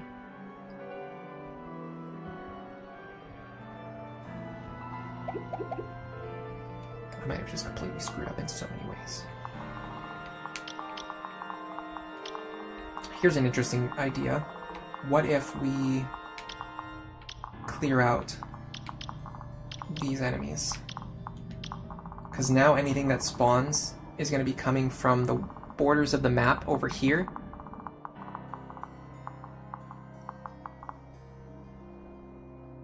And the border of the map down here. So nothing, if we go up here, if we send all of our units up here, nothing will be able to reach us. So we can just set up for a boss kill next turn. Problem is we gotta get this Meyer Tome user. Might be possible. Oh, this guy's Gale Force, that's so funny. I'm pretty sure the enemies don't know how to use Gale Force. They might use it, like if they trigger it accidentally, they might use it, but I don't think they know how to use it. Okay, let's see what happens here first. Okay, that's very good.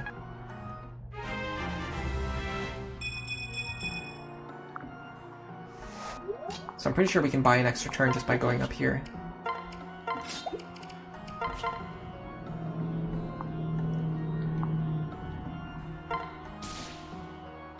Nice. Now what does he have? Silver Axe. We can actually just stand there on the mountain and shoot him. And then even if we don't kill him, someone else can pick up the kill. Yeah. So these two can pick up this kill.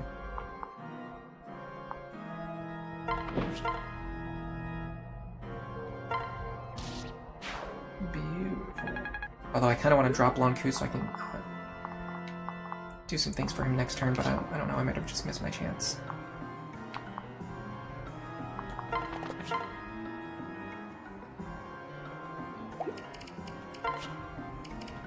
These two should be out of range of everything. I mean, the enemies spawning are footlocked units, so even if they have like 7 movement, which they don't, yeah, they're not going to be able to reach. They're not going to be able to reach up here. Okay, so let's start with this.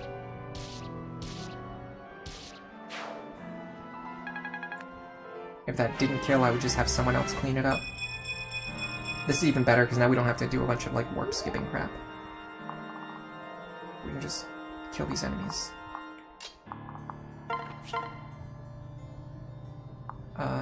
Flux here is fine. If we don't kill him, we just have Sumia come grab him. Yeah. So Sumia can just grab this guy.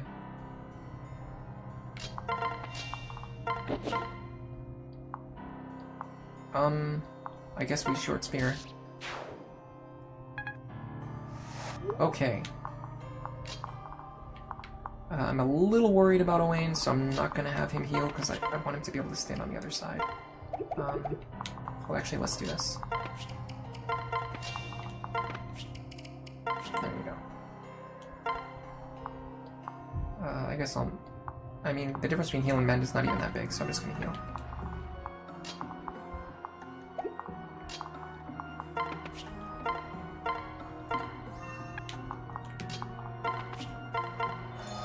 Okay, I think everyone should be safe now.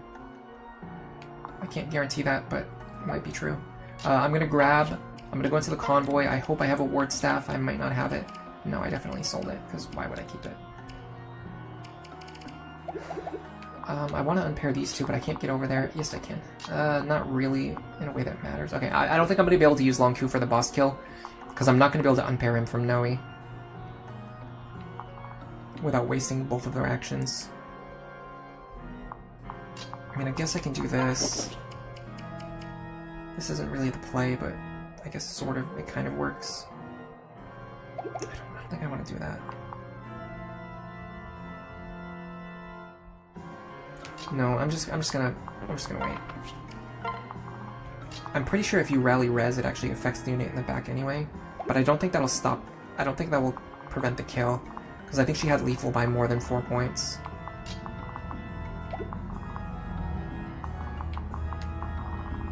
Oh, this is interesting. We can enemy phase this guy and get our physics staff right now. I do like that. Let's do that. Okay, we should be completely fine here.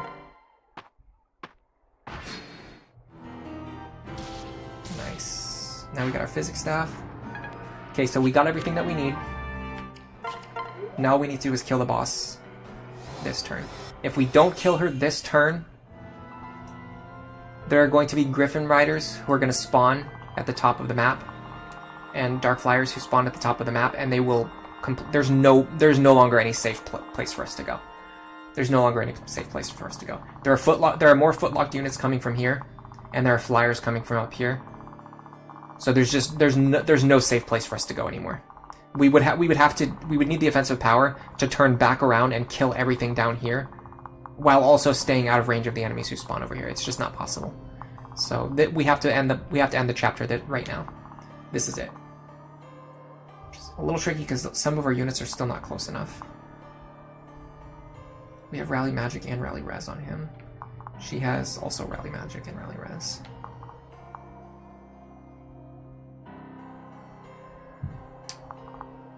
How close is he on lethal? Or how close is she on lethal?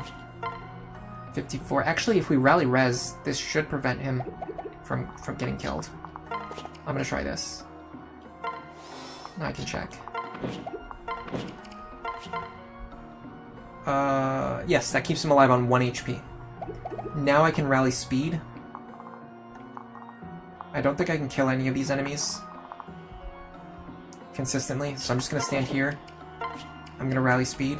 So the rallies do affect the units in the back, which is very useful for us right now, because it allows us to rally for the character who we need to rally for. Unfortunately, we can't exactly guarantee this because our accuracy isn't great. So I don't think I can waste other characters' actions just like feeding them random kills. Because if I do that, I could potentially put myself in a situation where I run out of actions. Maybe I can kill this guy with these two. But no, actually I would rather have them rally skill for Lon'qu. Yeah, now this should improve his accuracy. Now we have a 90% chance instead of an 80-something% chance. Plus that increases our dual strike chance too. Although I doubt Nowi has a good hit chance either. In fact, I'd almost definitely rather have her win the Beast Killer. Okay. I closed the chat again, I'm sorry guys. I don't even know when I closed it, it must have been like 5 or 10 minutes ago.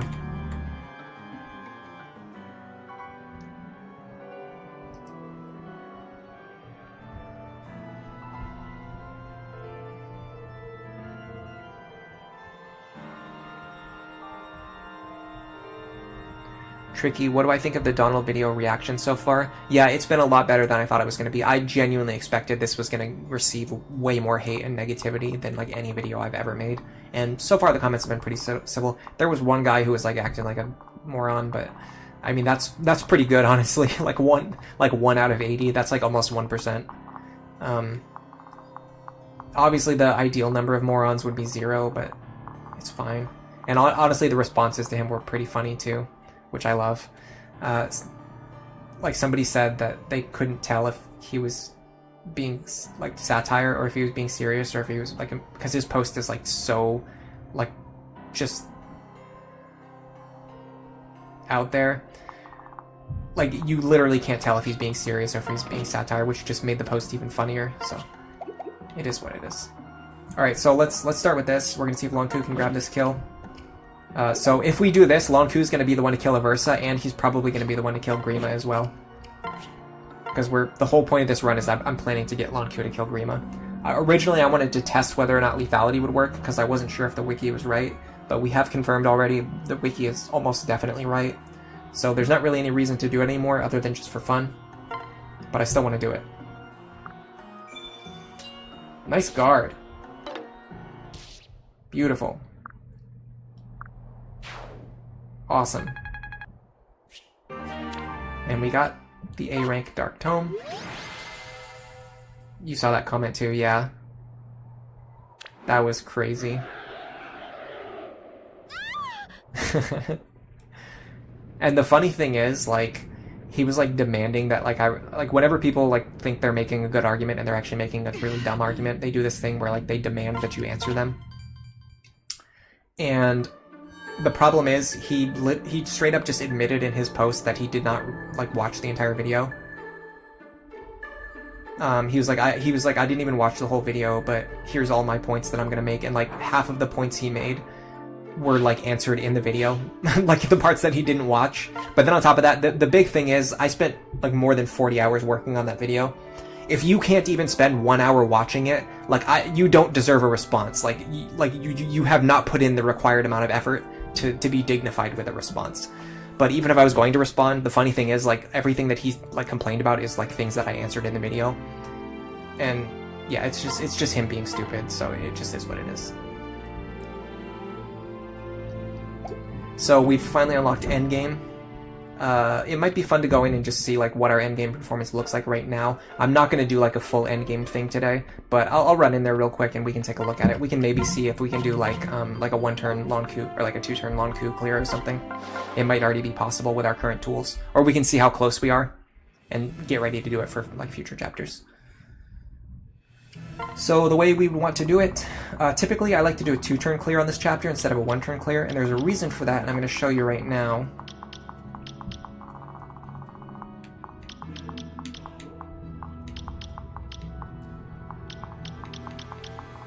I'm going to highlight all of these enemies, and you're going to notice something.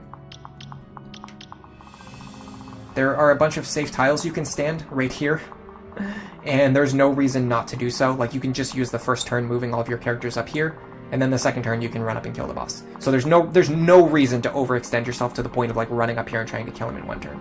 There's just no need for it. The thing is, we need Lon'qu to 1, be able to survive, 2, be able to 1-round the boss. That's going to be tough. We'd like for him to be able to double. That's going to be a little bit difficult because Nowi doesn't really give him any speed, but we can use rally speed for that. So we will be able to double with rally speed. Let me save the game. Then I'm going to go to Lon'qu. I'm going to give him a strength tonic, a skill tonic, a resistance tonic.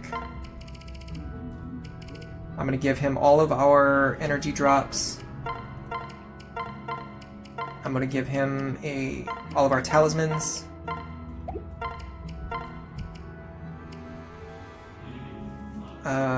Chris's Confect. No, that would just replicate the value of an HP tonic, which we can already do. Give him an HP tonic. This will hopefully prevent the boss from killing him in one hit. We're going to send Basilio in here. We need his rally strength. Then we're going to go here. We're going to look at our boy Lon'qu. Okay, so we're going to need Lon'qu and Nowi, for sure. I'd also like to give Nowi some items. I don't think I have a Brave Axe, unfortunately. Yeah, so this is only using the tools that we have with us. I think Killer Axe is the best thing. So I'm going to grab the Killer Axe. Maybe Killer Lance would be better. Or Brave Lance if I have one. Don't have a Brave Lance, okay. We'll use a Killer Lance then. Or we'll just bring both. Okay, so that's going to be their outfit. We're going to need Cynthia to rally. We're going to want Noir to rally. We're going to want Basilio to rally. We're going to need Lisa to rally. After that, we're going to need rescue staff users, which we have a bunch of. And then we want characters who can clear out these enemies who are standing in front. Now, the thing is, you really only need to kill this one enemy right here. But the more you can clear out, the closer you can get to Grima, which can matter in some cases. Like, if we want to put other characters near Lon'qu, it can be nice to be able to consistently clear, like, more of these enemies. Like, if we want to get, like, for example, if we can get Robin close, we can get Hex and Anathema, which on that note, we're going to want Robin near the front. So we can get Hex, Anathema, Solidarity. So we're going to have Robin standing here, and then Lon'qu standing here. It's nice if you can get Chrom to stand close by as well, but he only needs to be within 3 tiles to give his Charm Aura. Alright. I hope I didn't accidentally save my file after investing all of that. So we're just going to hit start without saving, because I don't want all those limited resources to be permanently spent. This is just a showcase. So here's what we would do. We want Nowi in the lead, because if Nowi's in the lead, we can still rally for Lon'qu. We want all of our rally characters to be near where Lon'qu is.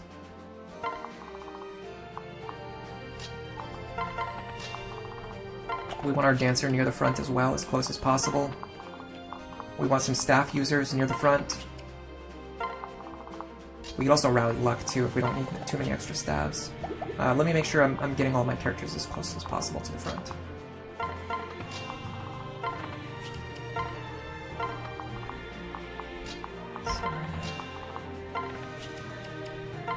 I think getting these two over there is going to be tough, but we can use Sumia's rally move for this.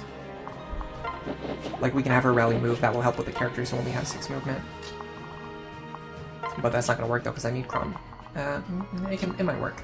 It might work. It's just going to depend on a couple things.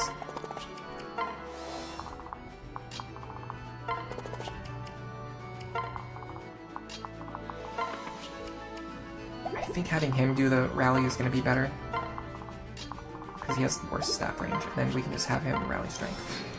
Okay, so this is without forging or anything like that. This is just, we have the items, but we haven't really done any, like, advanced prep.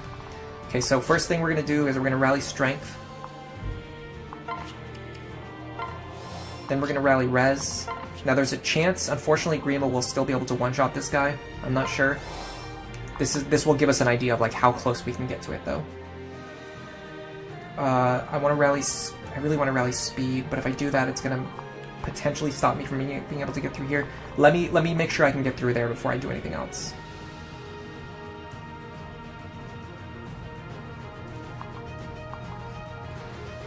I need to rally speed though, right? Because otherwise I won't be able to double, and if I can't double, then it's definitely not going to work. So yeah, let me see if Chrom can get through here. This is tough. 74 damage. I don't know if we even survive this.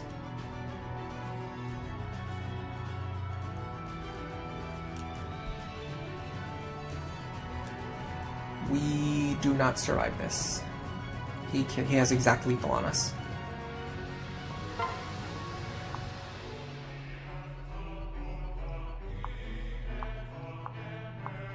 What about Crom?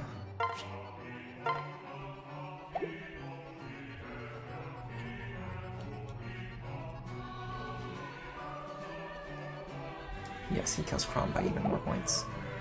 Yeah, so what I should have done is use like defense tonics on... Oh, hold on, I can use the longbow for this. So Lon'qu's going to be here, so we can be 1, 2, 3 tiles away, and he'll still get the bonus of charm.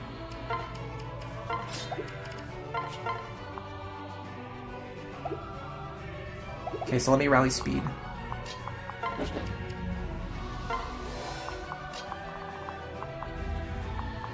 So I can attack with the longbow so that I don't have to worry about him threatening lethal. Unfortunately, that wasn't enough speed. I thought it would be. Okay, that's still fine. That chips him down so that someone else can now get the kill.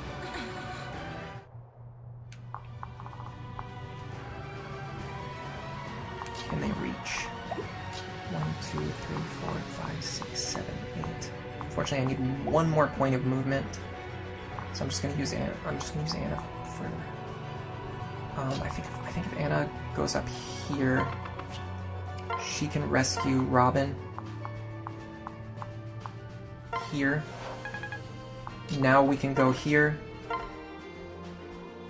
I almost want to save these two so they can get the kill if Lon'qu can't do it, but the whole point is to see if Lon'qu can do it. So let's just see if Lon'qu can do it. So these two go here.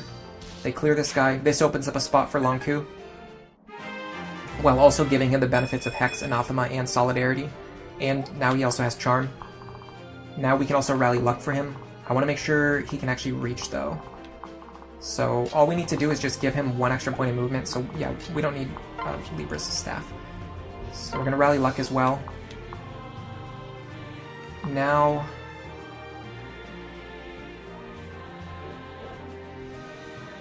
we can also rally...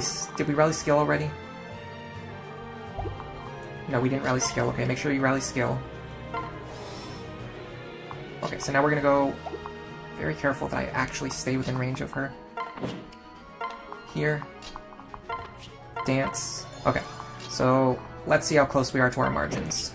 So first of all, the Killer Axe deals pathetic damage, but keep in mind, I'm pretty sure the heads-up display actually shows the power. Like, it includes, what am I saying? It includes Dragon Skin. I think. I'm pretty sure. Although the fact that he has Aegis Plus won't cause any problems, because we're going to be attacking from their position. Okay, so Killer Lance will deal 15 damage 23% of the time. Killer Axe will deal 18 damage 23% of the time. So Killer Axe is better. It's not really a lot of damage, but it's better than nothing. It's actually going to deal less than that. So it's going to deal pathetic damage, but it is what it is. Okay, so the real question is, how much do we do? Not very much at all. Wow. He is way more tanky than I remember him being. Yeah, we're gonna have to come up with a way more creative plan than what I originally had planned for this. I think it's because he has cap defense on top of Dragon Skin. It makes him very difficult to punch through. Having said that, we could definitely we could do something similar to what I'm already doing. Like we could do something very similar to this. Where we plan for like turn 3 and get a lot more characters up here, and we could also forge our weapons. Like, we didn't forge them yet. What else would we need to do? We could get it so that Olivia's up here, so that we get more attacks. Yeah, there's a lot of different things we could try, but let's just see how much of this deals. Unfortunately, it's gonna go in here and it's gonna start lagging. This is probably gonna lag like crazy. Yeah, I severely misremembered how tanky Grima is. I thought he was a lot easier to kill. He probably is on Lunatic. So that's 5 damage. 5. 3. He hits us, and he actually triggered Ignis, which might kill us. Yeah, Ignis kills us. So we can't play around Ignis. So this is how it ends. Yep, pretty much. Alright, well that was valuable information. Let's hit reset. We're definitely going to have to plan something else. You normally rely on Vengeance and Brave weapons. He has the same... I know he has the same stats, but it's still a little bit different. Like, the enemies around him are easier to get through. And I think... Maybe I'm misunderstanding you, but he might not have all of the same skills. I think he has the same stats, but I don't know if he has the same skills. But maybe he does. Like I said, I could just be misremembering. It's been a while since I played this chapter.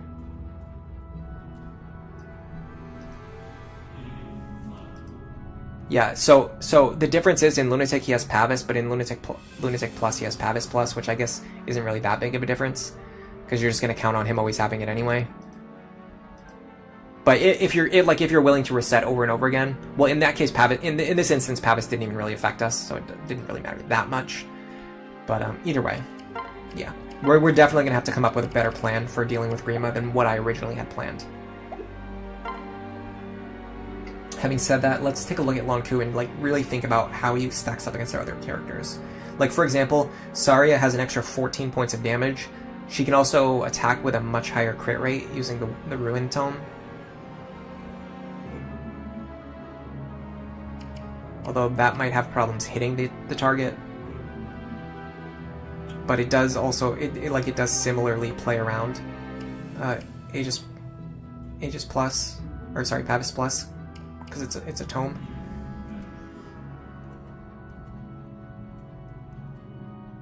And then if we need to use the Exalted Falchion, we can also just switch Crom over to a Bow Knight. Or even like a Great Lord or something that has like a high strength cap, although his strength is pretty bad, it's worse than Lon'qu's. But the mechanic for how it works, like around Dragon Skin, will definitely make it so our damage is higher. But yeah, the fact that the forecast is showing the Dragon Skin means that these margins are like, the combat's not as bad as it looks. Like, our damage was pretty low, but that's after factoring in Dragon Skin. So we can maybe plan around this. We can maybe come up with a solution for this. It's not something that I'm going to be doing today, but it is something we can do. And also, we could go around the map and start doing like these things. Like, there's no reason you're not allowed to do these. They specifically open up before the final chapter for a reason. They're good sources of additional experience to help get ready for the final chapter if you want to. But it would be cool if we could do it without those. This is I'm pretty sure intentionally gives you access to a Reeking box, because they want you to grind, like, to beat the final chapter, but I'm sure we can do it without grinding. We just have to plan a little bit. We have to mess around with the tools that we have available. It might be better to use Saria as the boss killer, because Lon'qu hasn't really been our main unit for the run, she's been our main unit. So I think with Vengeance, she should be able to secure the kill a lot more reliably. Ignis is still a problem, it's a little bit scary. He has, what is it, a 50% chance to activate it? And if he activates it, he will one-shot Lon'qu even with all of the maximum defense. What's the rate? Yeah, it's 50%, so he has a 50% chance to trigger it, which is pretty bad. But if Saria can survive it, that makes it even more apparent that she needs to be our boss killer. It'll be fun to examine, to solve that. Hex and Anathema gives 100% hit. I mean, not always. If their dodge is like super, super high, it will increase your accuracy, but it might not increase it to 100%. Especially because Dark Tomes innately have like pretty bad accuracy across the board. So Hex and Anathema really just like helps correct for that and get you like on par with other weapons. That's part of why they are so important, is because you need that extra accuracy, so you're not missing everything. I'm trying to decide what I want to have for dinner.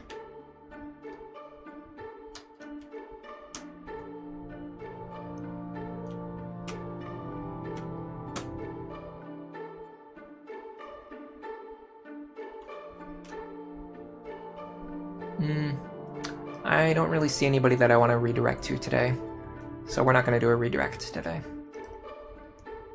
But I'm still going to read chat for a little bit, so let me go back to the chat window. I keep closing it out. I know you get one early, but I'm saying I think they put one here to remind you, like, hey, it's time to grind.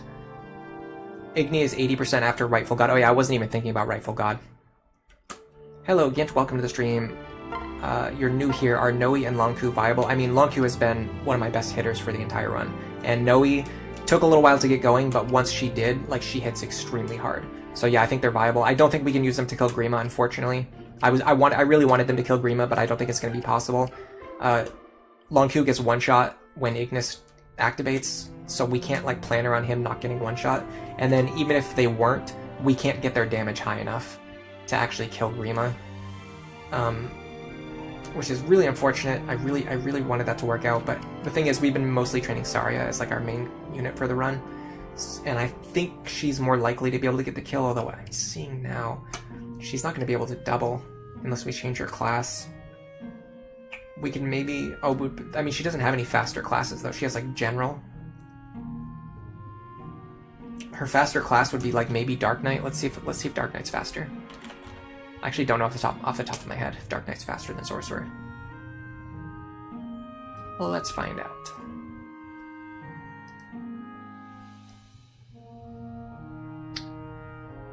So, let's see.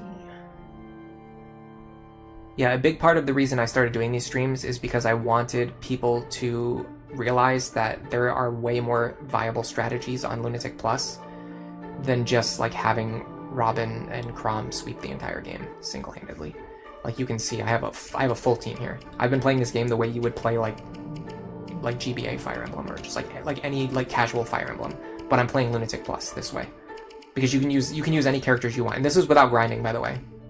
Since you're new, I have to stress that. This is not a grinding run. I have not grinded at all.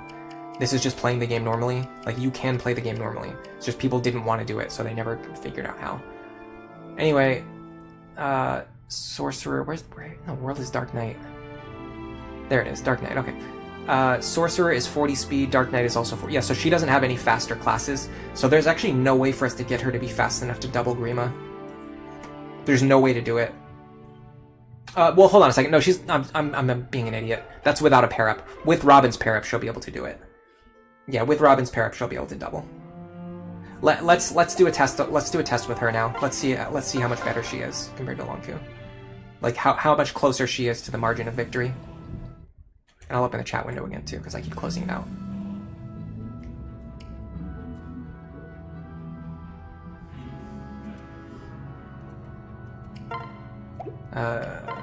Gotta do all this again though. That's kind of a bummer.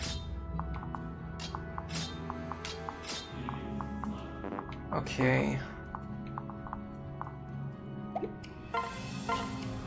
Yeah, well, you know, thinking about it though, I don't have anything powerful for her to wield, but it's fine. We're just testing out here. Yeah, we would probably forge a waste tome if we were gonna do this, but I'm not committing any resources right now. I'm just doing tests to see how close the characters are, like without committing any resources. This would also prevent the need for bringing Basilio, because we have Rally Speed and Rally Magic. We have Rally Magic already on several of our other characters. So we want them to be like... It actually doesn't matter where they are because they're not going to be close enough to reach Grima. So we'll just put them here. These two are going to go here. We want to start putting like our rally characters and other characters up here. Oh, hold on a second. Let me make sure I'm moving my slower characters with everyone else.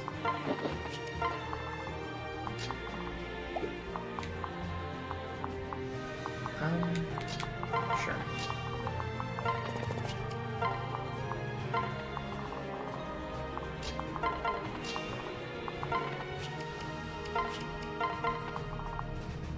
Standard Bow Knight.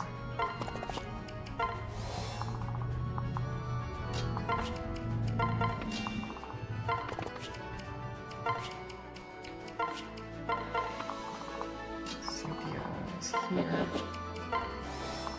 I am going to need Cynthia to rally speed, so I won't be able to rely on her like Gale Force attacking capabilities.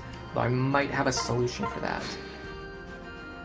What if she flies up here, kills this guy, and then flies back to rally speed? Does that work? I suspect probably not.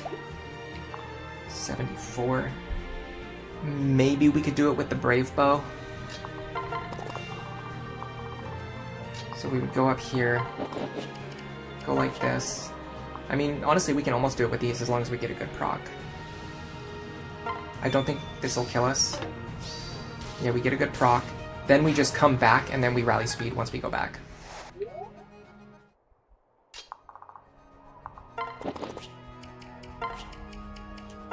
That allows us to get the value of rally speed while also removing the enemy who's standing in our way. And that frees up actions on a lot of other characters. So we want... Now, we're not going to be able to bring rally strength this time. Well, we could have brought it, but I just forgot. You know what? Definitely want this to happen. Now, here's a good question. Isn't it a good idea to have Noir next to them? Because I can do... I need to rally luck. Let me get all the rallies that I need to do. So the only rally I need now is rally skill. Now I think I can get that by doing this. Oh, she doesn't have rally skill. I'm a complete idiot. Okay, that's fine. I mean, she wasn't going to do anything else anyway, but it's still a boneheaded move. Okay, so she's going to have to be the one to rally skill.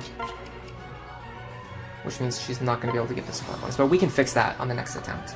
Because Lucina, we can equip rally skill onto Lucina. If we were going to do this for real. We want Saria to be the one in the lead, so she's the one who gets the value of the dance. I almost screwed that up.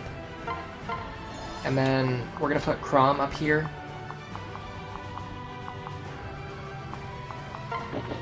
We might even be able to do this. No, because he counters at Lon'qu range. But we can at least do this. Okay, so what would her base combat look like? Pretty atrocious. That's actually about as bad as Lon'qu, despite her magic stat being higher, which I don't really understand how or why. But yeah, here's a good example of how like Hex and Anathema like don't really increase your accuracy that much. They just put you on the same level as like the other skills. Okay, what about Robin? Yeah, we might actually need to use the Exalted Falchion. They really want you to use the Exalted Falchion, don't they? I think I really underestimated how much they want you to use it. I think I used it during my previous runs. That's why I just never really like thought about it. And then once I started planning, like I just had it in my head that like you don't really need it. It's not that important.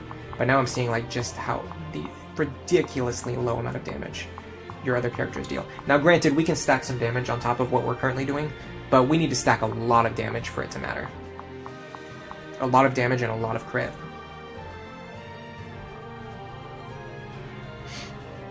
Chrom's partner attacking with a brave weapon while Chrom dual strikes 3 to 4 times is a good strat. Oh yeah, no, I do think we can get through it. I'm just looking at like what does our baseline combat look like, and it's not as impressive as I thought it was. So we're definitely gonna have to we're gonna have to spend probably an entire, well, not an entire stream, but we're gonna have to come back to this on the next stream and like plan around how we're actually gonna get through this. I do think like always before any suggestions, before any testing, before anything else, my plan was always to bring at least 2 characters with brave weapons and have them dual striking for each other. Like that's like the absolute baseline for killing Grima. So like nothing about that changes. But like for example, like even if we did that here, we could get like let's say like this damage is what we're gonna get. We could get 6 times 4, which is 24 damage, and then another 24 damage from our dual striker. That's only 48. That's only half of his health. Like, you see what I mean? Like, we need something a little bit extra. We need to put a little bit extra damage on top of what we're currently doing, and that's even assuming we got 4 dual strikes. Vengeance is going to help a lot. We can definitely set up Vengeance. I think that's one thing we need to do, is find a way to set up Vengeance before we attack, and also maximizing our crit chance. We can probably math it out so we can figure out if using Ruin twice or using Waste 4 times is better. I suspect that using Waste 4 times is actually going to be better. Just because our damage is so low, the crit's actually not going to matter. The attacking 4 times is going to matter way more. Kuroi's Morgan with a Brave Bow does 13 times 4 before Lucina dual strikes. Yeah, like, if we can get our damage up to like 13, that would be great. Because that would be 13 times 4, which would be 52, and then if our dual striker deals another 52, that's 104 damage. That would be enough to kill. So we are within range, and honestly, it might even still be possible for Lon'qu to do it. We just need to not get killed by Ignis, which like really sucks. Like that's not fun, like at all. But not much we can do about that. So yeah, Because if he hits us with Ignis, he's going to deal like 70 damage. And there's no way for us to play around 70 damage. Can we check how much Vengeance crit does? I mean, in the optimal scenario, it would be 64 divided by 2, which would be 32 damage. And then Dragon Skin cuts that in half. So 16 damage, I think. Times 3 would be 48. Every 2 points of strength only gives 1 damage. Yeah, but it's better than 0. The only way you could deal with this chapter in your Lunatic run was to gamble a crit with Lucina. So you're excited to see how I do it. Well, I mean, we're probably going to be playing for crits too. But we're just going to be maximizing our chances, is the main thing. We're going to be maximizing our chances. We're going to be going, like, you know... Alright, well, let's just do this anyway, just for fun. Obviously, this is not going to work, but... it'll just be fun to see. And then once again, I think if he hits us with Ignis, we just die. So we have to find a way around Ignis, that's the other problem. Unless we can, like, one round kill him before he touches us. We actually don't have any way for Robin to deal damage either because his strength is so low.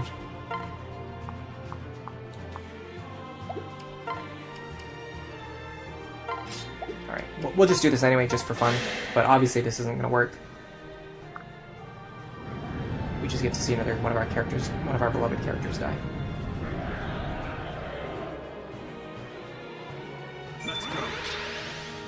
Are you asking me if I'm alive, or are you asking me if I live? So this would have been a good Vengeance trigger, assuming our health was low. I think we get 16 damage from Vengeance. I'm not 100% sure, but I think it's 16. Now, if Vengeance triggers here, we can get a pretty good idea. Unfortunately, Vengeance didn't trigger on the... It would have been good if Vengeance triggered on the second attack, because then we could get an idea of what the math on Vengeance really is. Ignis dealt... what was it, 52? I mean, we can just check. For me, I just personally don't see any reason to calculate things when you can just... like, you can just check.